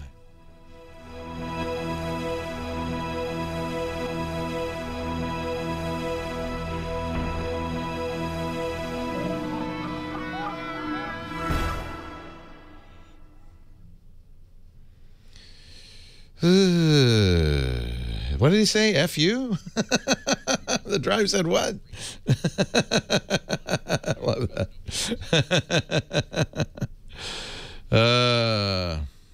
Yeah. Yeah, I know this is confusing. Microsoft has said that they're going to continue to offer security updates. I know that's odd, isn't it? And I'm not sure why. It's kind of baffling to me that they have this. I don't know. You know, everybody's wondering what they mean, to be honest with you.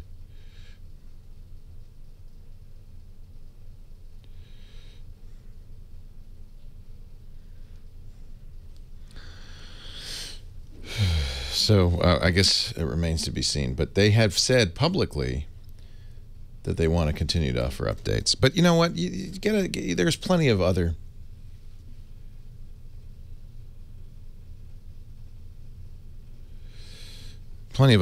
third-party antiviruses. And as I've mentioned before, the antivirus is not enough.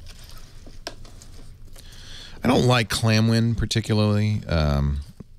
Avast has become a vast trolling ground, so I don't like that particularly either. Not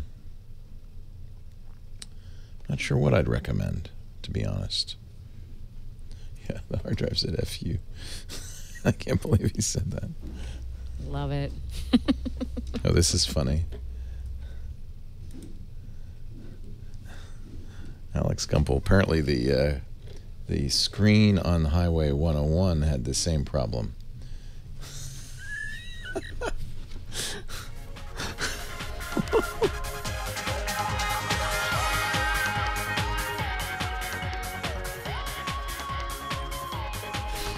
Well, hey, how are you today? Leo Laporte here, the tech guy, and it's time to talk computers, the internet, cell phones, home theater, digital photography, all that jazz. 8888 Ask Leo. Heather Hammond is here.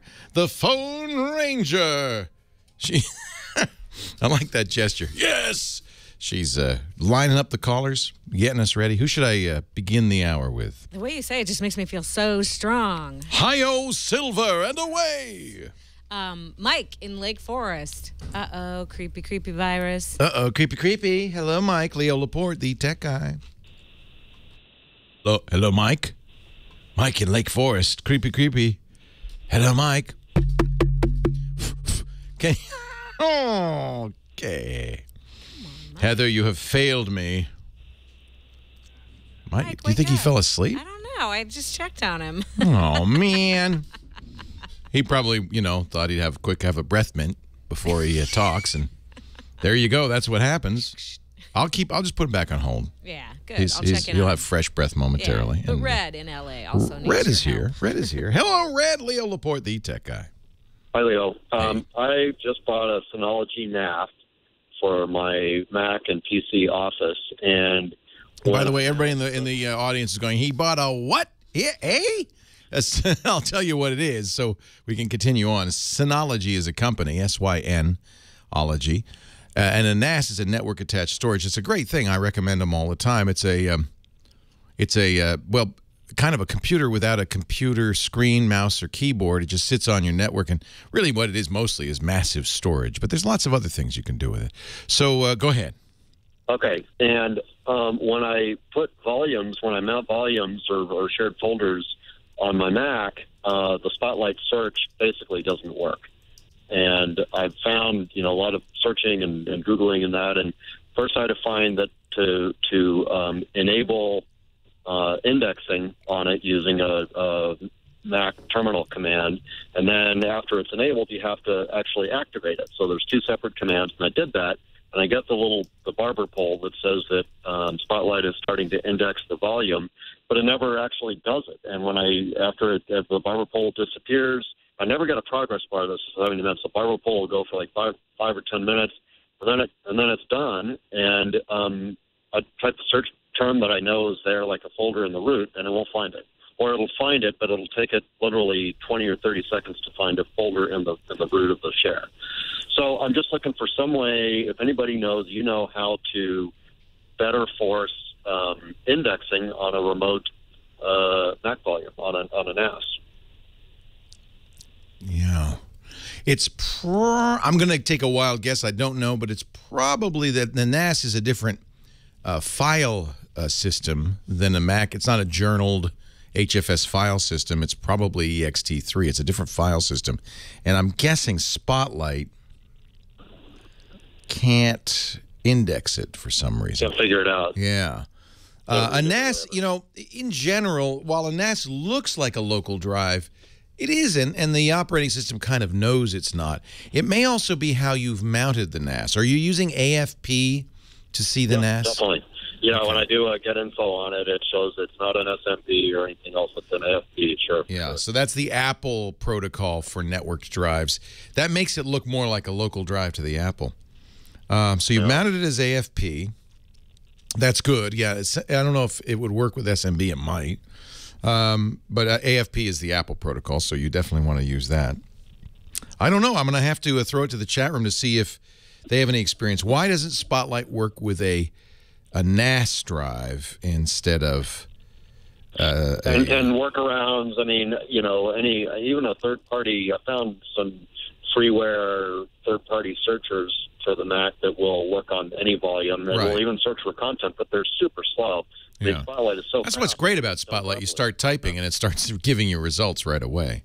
Yeah. So, and we're talking like a terabyte worth of Word and Excel docs. I mean, it's a huge amount of data. Wow. So that's what, unlike most people using network-attached storage drives for music, for photos, for movies, you're using it for spreadsheets.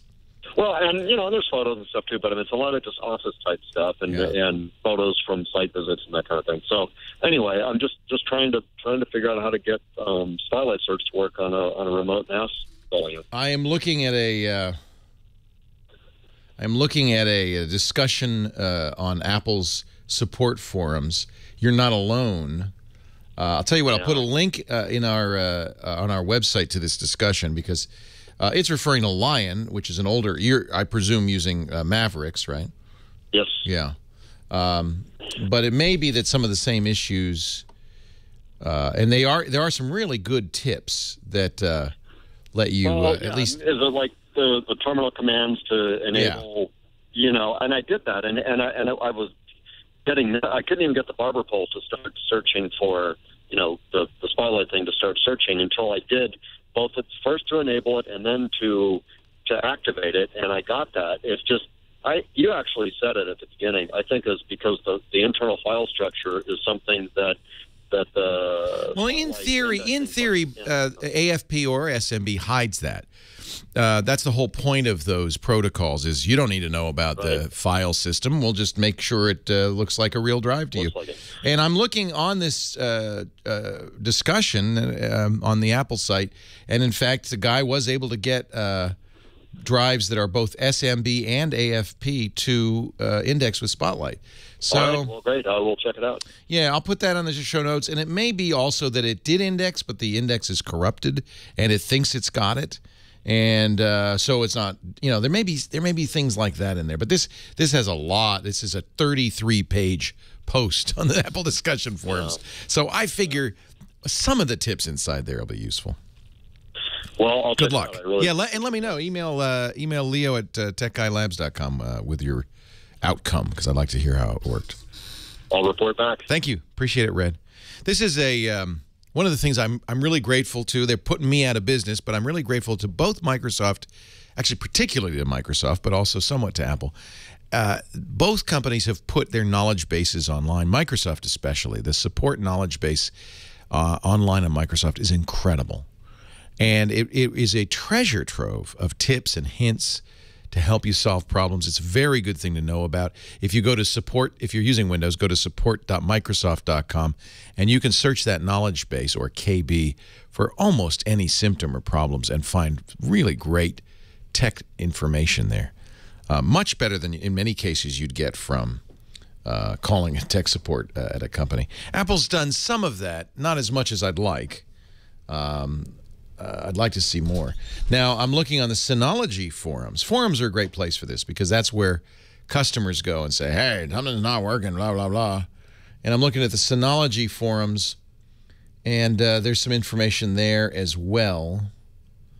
And they're talking on those forums about alternatives to Spotlight. There's certainly quite a few. Spotlight is Apple's built-in search tool, and it's very fast and very effective. But Devon Think makes a similar program. There are a lot of programs out there. Easy Find from Devon Technologies is free and fast. Foundapp.com. So there are other choices, too. We'll put this all in the show notes. That's why I love having this website, techguylabs.com, where people could just, similar, to the Microsoft knowledge base or the Apple knowledge base, this is the Tech Guy knowledge base. You could put your thoughts, your comments, your suggestions. I'll put everything I know. And then together, I think we can make a pretty valuable research tool. The Internet's great for solving these kinds of problems. Oramai, Alberton, Montana. Hello, Oramai. How are you? I'm fine, thank you. Am I saying your name right? It's Oramai. Oramai. Yes. Oh, Oramai, I hear the magic music. That means we got to take a break. But we will be right back. You'll be next, okay? Hang in there. Thank you. All right, thanks for calling. Leo Laporte, the Tech Guy.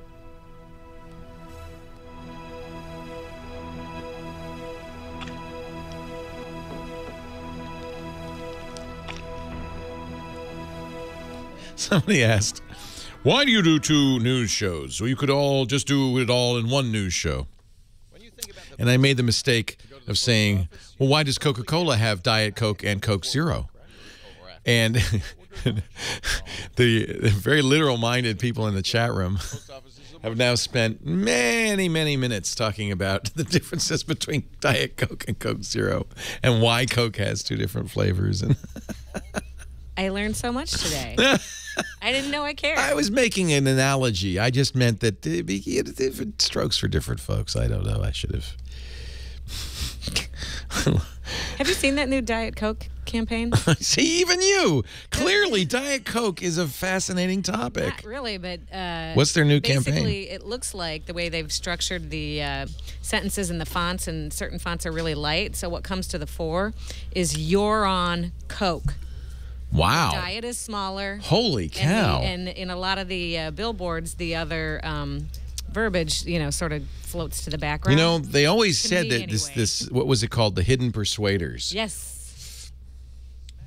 Has anyone else noticed that? Well, let's take a look and see here's an article on the interweb about this very topic. Another friend of mine posted a really annoying ad of theirs, like, you're sleeping on your friend's couch and you're working at a tech startup. You're a Diet Coke. You're a winner. There it is. You're on. Don't you? Come on. Hello. Wow. Wow. That's surprising that got through the...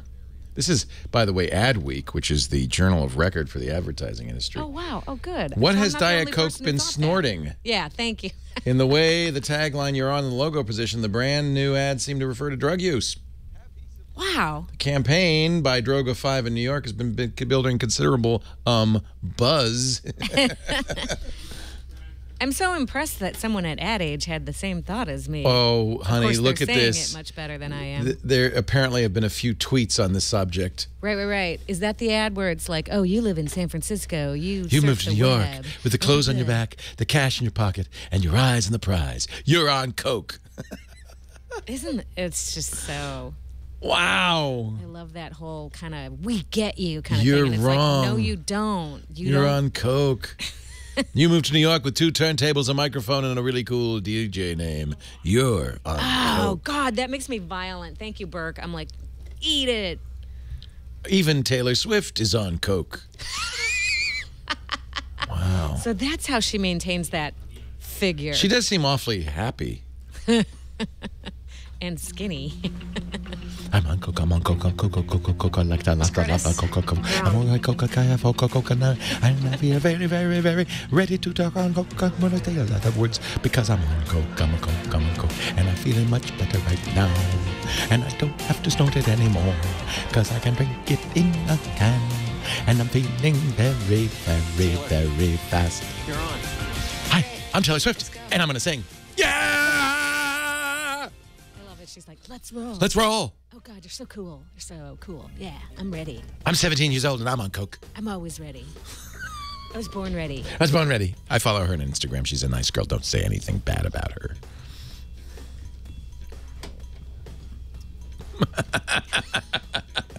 Don't give me that look, lady. That's my Taylor Swift you're talking about. The other T-shirt I want to invent that's just asterisk. Eye roll, asterisk. Oh, that's good. Every day. Shoot it. Eye roll. $1 million idea. Again, edit this Let's out, see you your guys. let's see your best eye roll. I want to see it. Look over to the camera. Give me a good eye roll here. Ready? But Liz Lemon always will win at the eye roll. I got my inner Liz Lemon.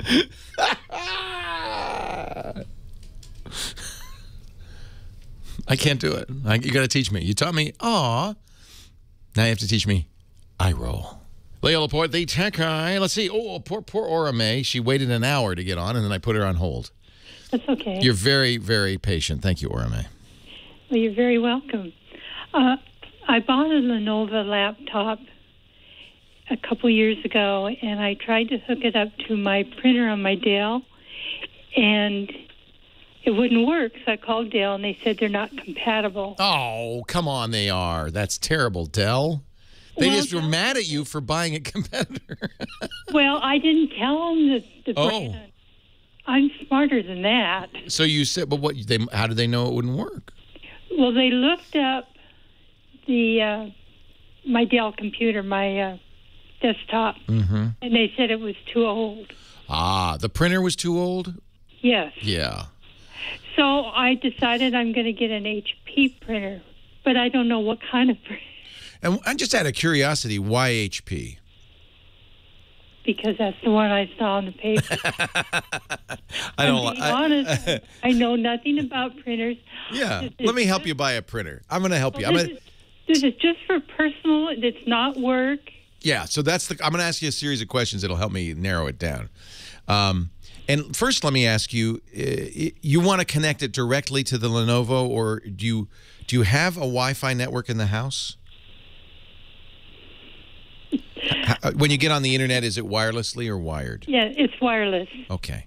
So you're somebody. I have a modem. They put the modem. Yeah, and so, but you don't have to connect the Lenovo to the modem. You just walk around and it's on.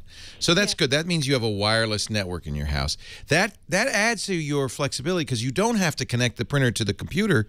You could just have the printer on the network sitting wherever it's convenient for you and print to it. Would that be something you'd like? Yes. So we're going to get a printer that has Wi-Fi. That's what it's called, Wi-Fi. And you say you do it, it's just for personal use. Do you want color? Yes. Do you want ever to print photos? Not necessarily. But maybe. So I'll tell you why this is important. My granddaughter's in California, probably. Yeah. So I'll tell you why this is important. There are two basic kinds of printers. There's laser and inkjet. Laser printers give you crisper output and a lower cost per page. They are, of course, more expensive, but over the life of the printer, they're a lot less expensive because of the lower cost per page. But they also don't do photos very well. If you want to print photos ever, you want an inkjet. So they do color. You can get a color laser. But generally, most people for home use don't worry about it because they don't print enough pages that it makes a difference. Correct. To print an inkjet page may be as much as 10 cents a page. It's maybe 2 or 3 cents a page on a laser printer. So that's because the ink is so expensive for inkjets and it uses so much.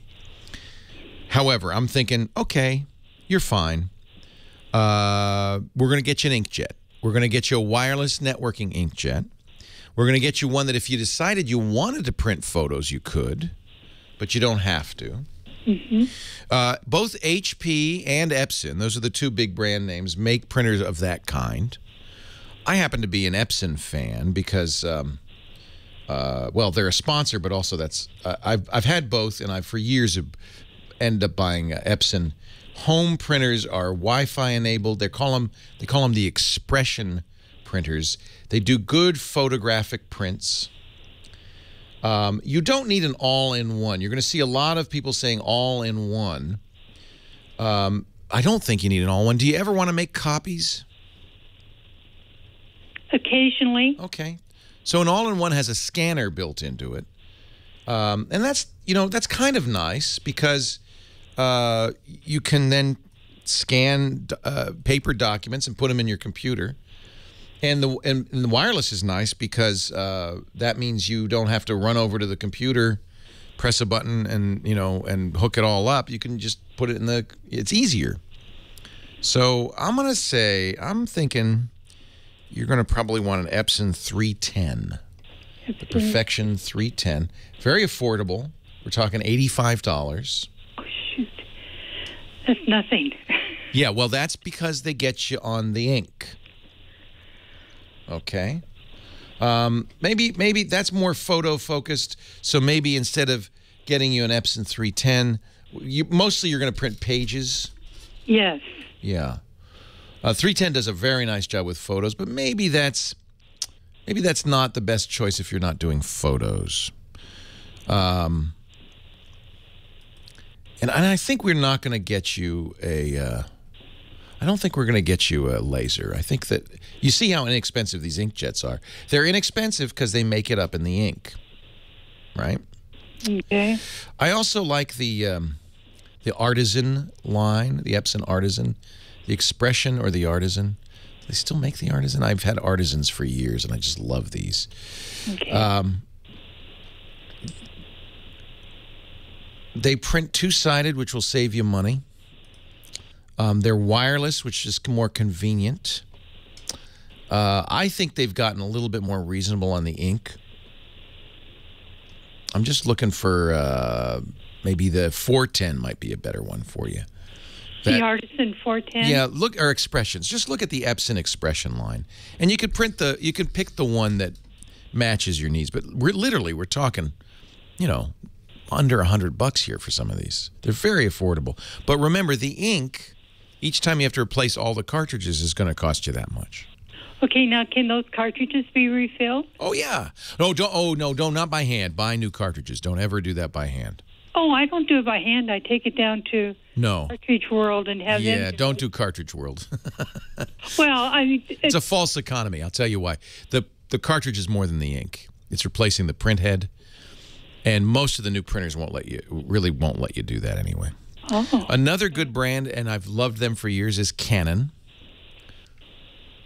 Canon makes some excellent wireless printers as well. Yeah, a lot of people like to refill cartridges. I think that's a false economy. I think you're better off buying cartridges. That's why the printer was so cheap. You saved money on the printer. The Canon Pixma, P-I-X-M-A, is an excellent choice.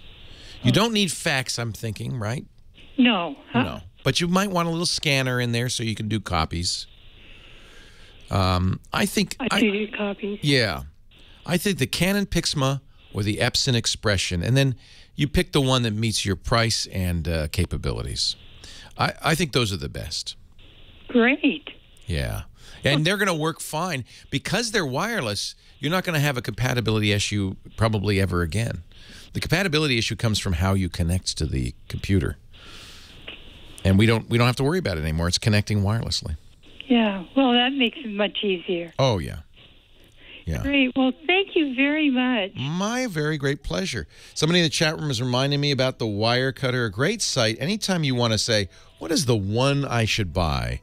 Call me, but if you can't get through, wirecutter.com. Excellent site. Leo Laporte, the tech guy. It's too bad because the original idea of the Wirecutter was just, we're going to give you one, the best. But now they've kind of got, well, here's the best cheap one. Here's the best photo inkjet. I guess you have to do it that way. I do love the Workforce. I think that's probably overkill for her, right? And they did like the HP OfficeJet. All right. All right. See, they're no longer... This is confusing. It's like me. They're giving her a bunch of choices. I didn't know Epson still made a stylus. Do they really? That's for photos.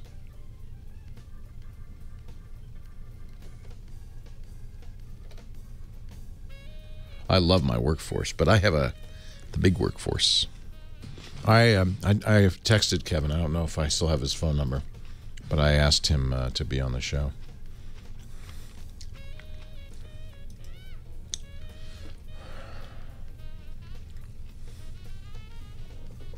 An update on the activist website IndieBay from the Counterforce says why Kevin was targeted.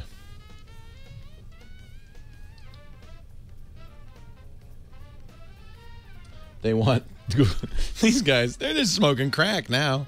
We want to make clear our first demand of Google. We demand Google give $3 billion to the anarchist organization of our choosing.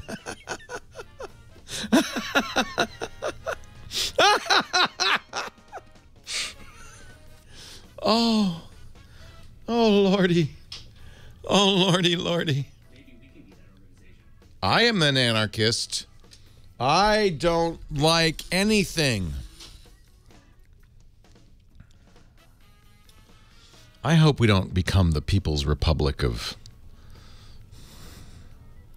the USA. That would be sad. I'm a liberal. I am a liberal, and I believe that that there's a lot that government can do, but I like capitalism too. I think capitalism works. It's got to have some restraints. I saw The Wolf of Wall Street. I know where we can go wrong.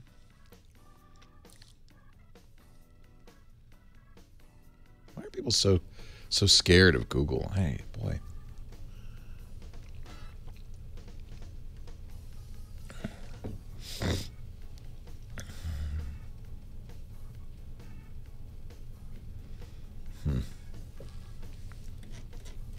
Kevin may wisely be just going undercover on this now.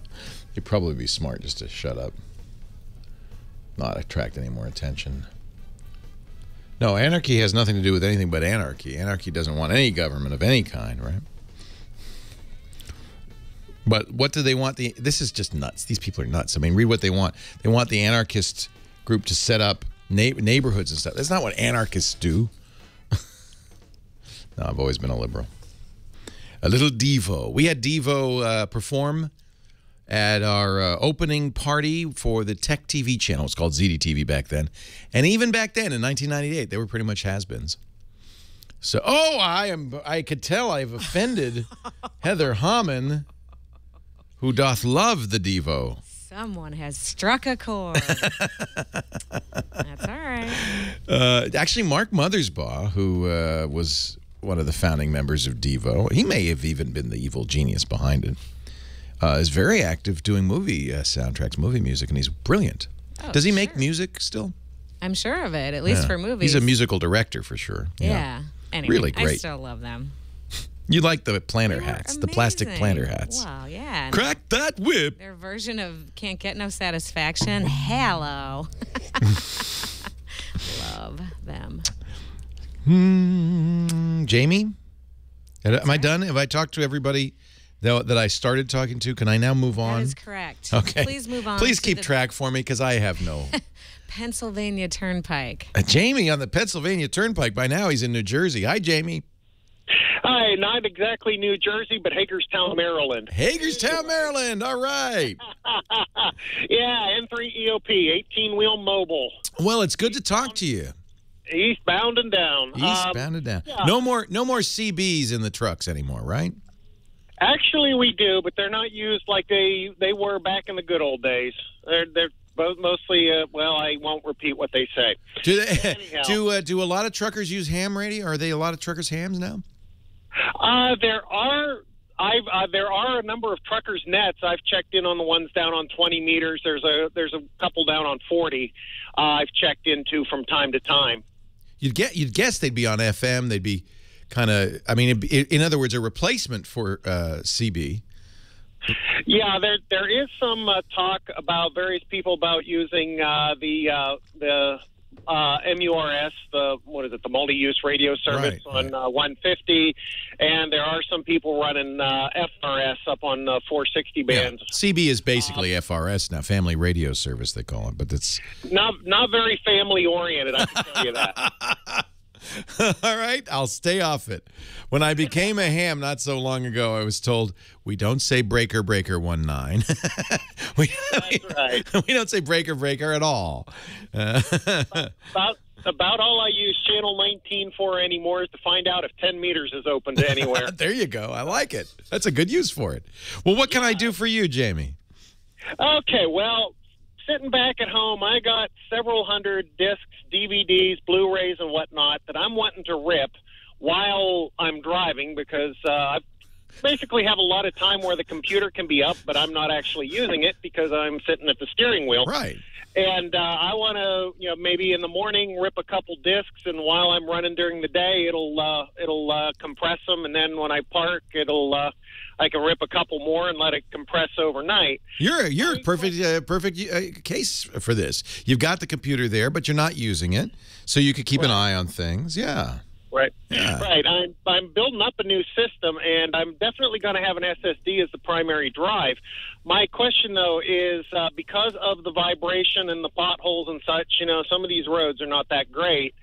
I'm worried about the longevity of spinning hard drives and also maybe overtaxing an SSD while doing compression. So I'm trying to balance the trade-offs on, what might work on what for doing this. Because, compression's somewhat disk-intensive. You're dealing with some rather large files. Yeah. Well, okay, so hard drives are pretty well protected. They're mounted to protect themselves against vibration. In fact, they vibrate a little bit. So I'm not sure. I don't know. Have you had problems with hard drives before?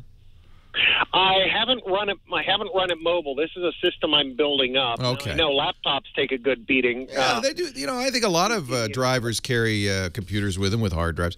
SSD would be much better off. SSDs would not be thrashed by ripping.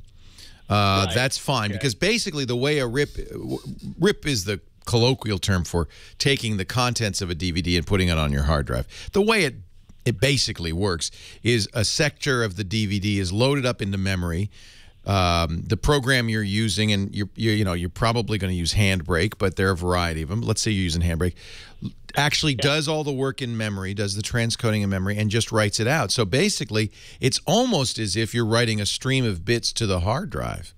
It's not hard on the hard drive any more than writing any other file would be.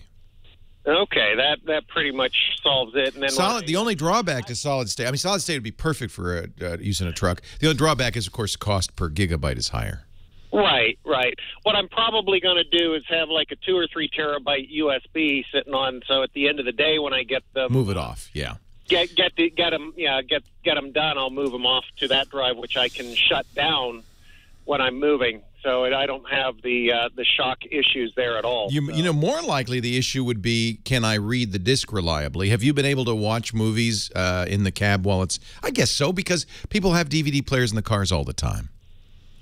Well, I probably won't be ripping while moving. Oh, okay. I run solo, but yeah, I don't see a problem actually with on the optical end. Yeah.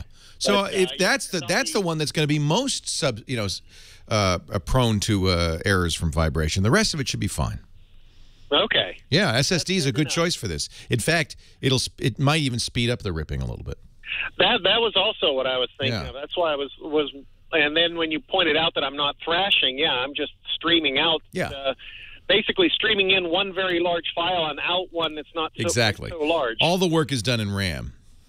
Right. Yeah. Okay, and I'm looking at my options. Handbrake is certainly is sitting at top now, but well, every trucker should use the handbrake. I think I don't know if it's I don't know if it's pneumatic or hydraulic, but you should. I'm sorry, air. I couldn't.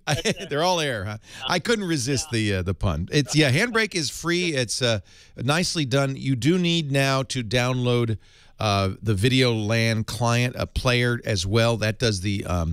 Removes the copy protection, then Handbrake does the ripping. They're both free and they're great. I've got ripping options already. Yeah, there's lots of choices on that. If you're doing Blu-ray, you'll need something a little more Slysoft to make some good products. Slysoft.com. I've got their HD program. Excellent. I coughed up the money back then before they went to the subscription model. I just bought the lifetime. Didn't have any use for it at the time, but I'm glad I did. Yeah, they do great stuff. Yeah. And they're outside the U.S. territorial waters, so they haven't been shut down like everybody else. Yeah, right. I'm just going to say this because I should. Nobody wants people to steal, and nobody is stealing movies here. But it's completely reasonable. In fact, I believe legal to make copies of a DVD you own or a Blu-ray you own for playback on a computer. That's exactly why I'm doing it, so I can have my library while mobile and not have right. $5. You're buying the movies, right? Yeah. Okay. It's for my own use. I'm not lending it out. I'm not, ripping it and then selling the discs. I'm not doing any of that. They're sitting at home. Yeah. Where, I think where they're safe. It may be technically illegal. That's not clear at this point, but it's, in my opinion, completely ethical, moral, and should be legal. You're not nobody's losing money. In fact, you're more likely to buy more discs because you can use them, you can play them. So that's exactly right. Yeah, I think this is good for business, not bad. Hey, thanks for the call. It's nice to know you're listening on the road, and maybe we'll. I love you. I usually listen to the podcast, but since I had the question, I figured I'd go live today. We love it. Thank you for calling in. I appreciate it. 7-3. Thank you. Bye-bye. 7-3, Leo. Leo Laporte. That's ham jargon for I don't know what. Nice talking to you. Leo Laporte, the tech guy. It's not translatable in English. There's no English equivalent for 7-3. W6TWT, that's right. I'm kind of an inactive ham. But basically, it's a good thing. Yeah. Yeah. I think it means regards. It means best regards. With your team. It doesn't. Isn't it funny? Humans being what they are, and I shouldn't really say humans, males being what they are, that basically any unused technology devolves into perversion. That's basically what's happened to CB, right? It's just filthy. It's just human. It's just the way guys are. The translation of 7-3 is breaker, breaker. No, it's not. Best regards. Means in the morning, says Sammy. It's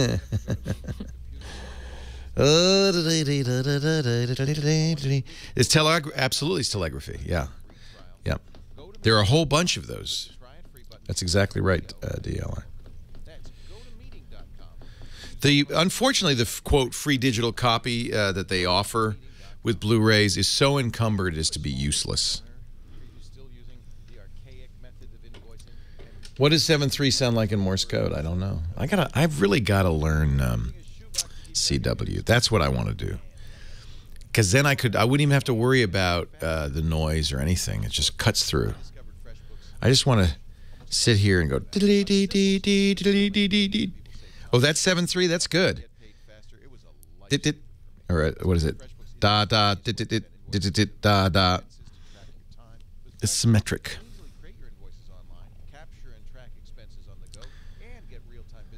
Da da da da da da da da. Sorry. What are you checking on, dear? Mike in Lake Forest to be sure that his phone didn't drop again. Oh, but is we he got him back? Is that what happened? His phone That's what he says. went foobar. Still sounded like we had a line, but 7.3 means I live alone and spend a lot of time in my garage. Ah. Most hams are married. I think most hams actually, their wives send them out to the garage. Honey, go use your radio. Oh, I want to get into the code thing. This is actually something I really would like to do. Instead of learning an instrument, I'm going to learn something far less useful.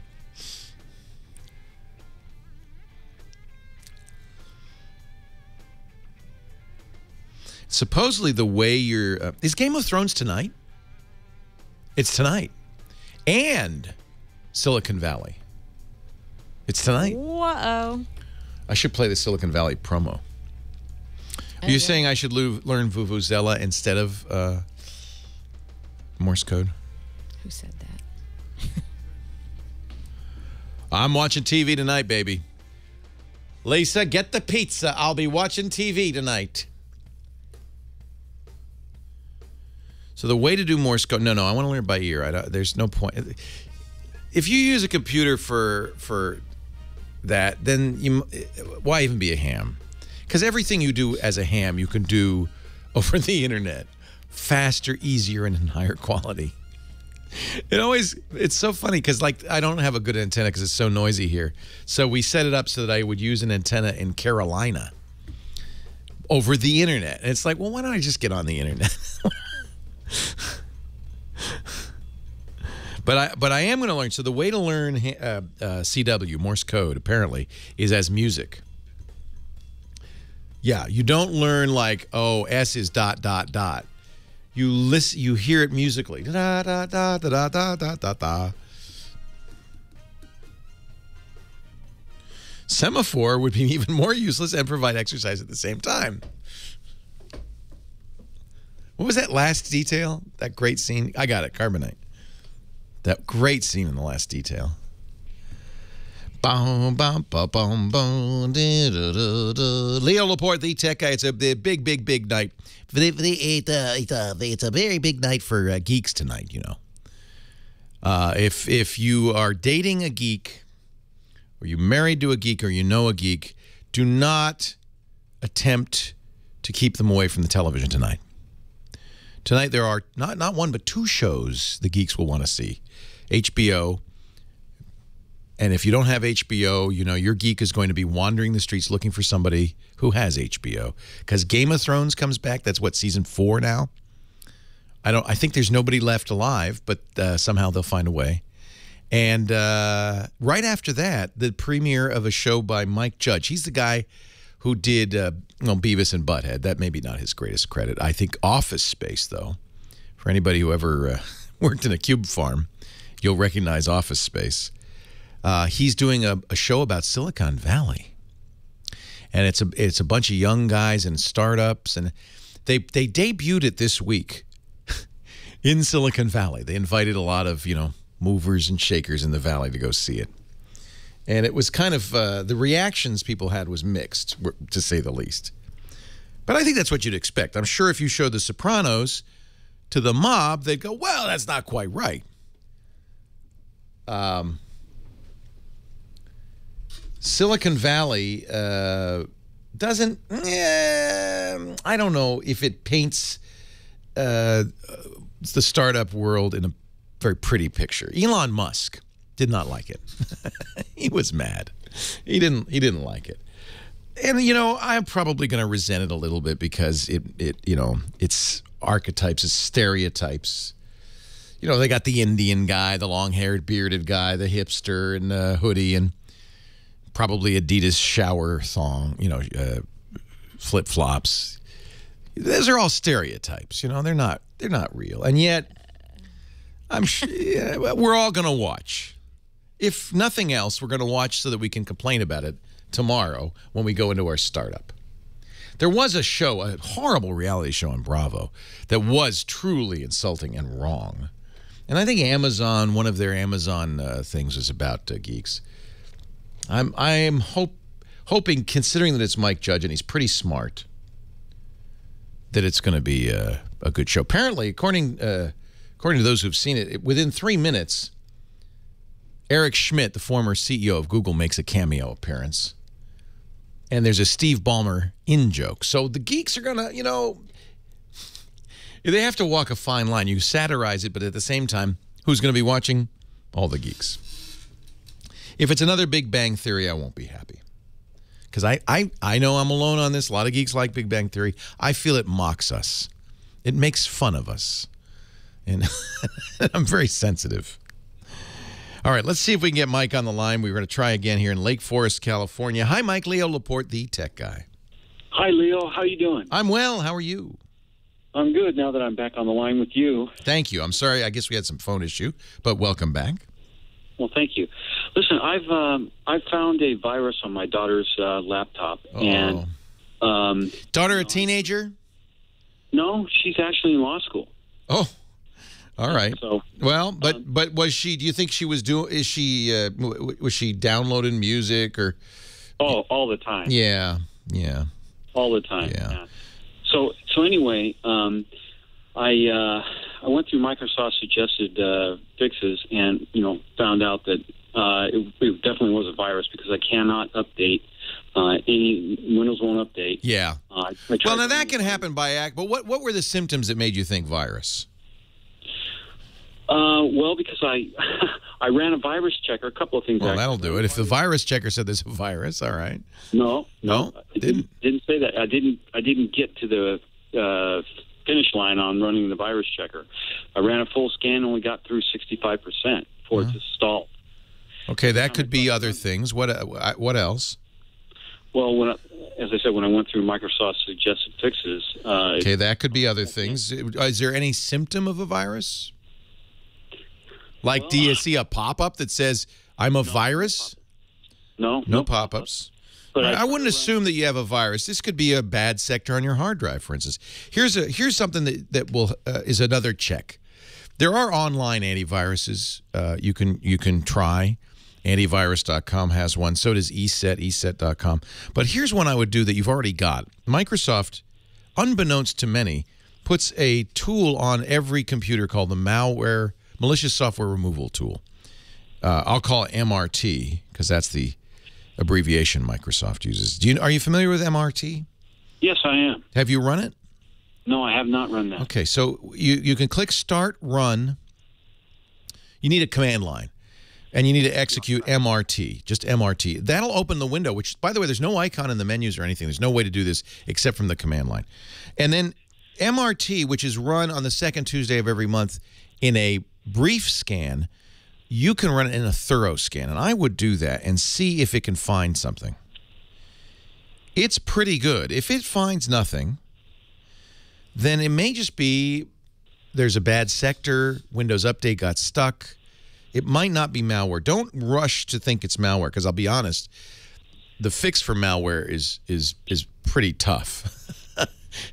So I would really want to make sure there is malware before you act as if there's malware. Okay. Well, another thing that isn't working is, I've got a System Mechanic on there, and it won't even start that up. Yeah, I mean, it's certainly true that if you're a virus author, the last thing you want anybody to do is fixing it. So you block a lot of the means of fixing it. But again, everything you've described to me could merely be a bad sector on the hard drive. And that's a much more common thing. Hard drives frequently get bad sectors. So let's make sure it's not. If MRT doesn't complete, it's not conclusive. Then go to the online antivirus checkers. Go to ESET, ESET.com. Run that. I want to see a positive result for malware before I say fix it. And then fixing it means reinstalling Windows, starting from scratch. Yeah, I'm trying to avoid that. Right. So let's make sure it's really a virus first. People will say, oh, no, I can remove a virus. I can perform heart surgery and remove the heart without impacting the performance of the machine anyway. And I say to that, no way. Most viruses nowadays attach themselves to system files and cannot be cleaned. And if you did clean it, what's to say you don't have other viruses on there? Viruses that are lurking even deeper in the system. I believe, and every security expert will say this, the only way to be sure the system is clean is starting from scratch. Literally erasing the hard drive and reinstalling. Back up your data, erase the hard drive, reinstall Windows from a known good copy, do all the updates, restore your data, reinstall your apps, and that's a pain. So let's make sure you have a virus before you do anything about it. Try MRT. That's a great start. And I wouldn't be against ESET or maybe even Malwarebytes. That's MAL. We'll put a link in the show notes because there's lots of fake Malwarebytes. MALWAREBYTES.org. Malwarebytes. And if you don't find a positive from any of these, then just it's hard drive failing, which may require an reinstall too. That's another issue. MRT is great, really is. I'm sorry, Mike. I wish there were a magic test that would tell you if you've got a virus or not. We need that, but there is no magic way to do it. Hey, thank you, Heather Hammond, the Phone Ranger. Have a great week. We'll see you next week. Good luck, those of you who are running Windows XP.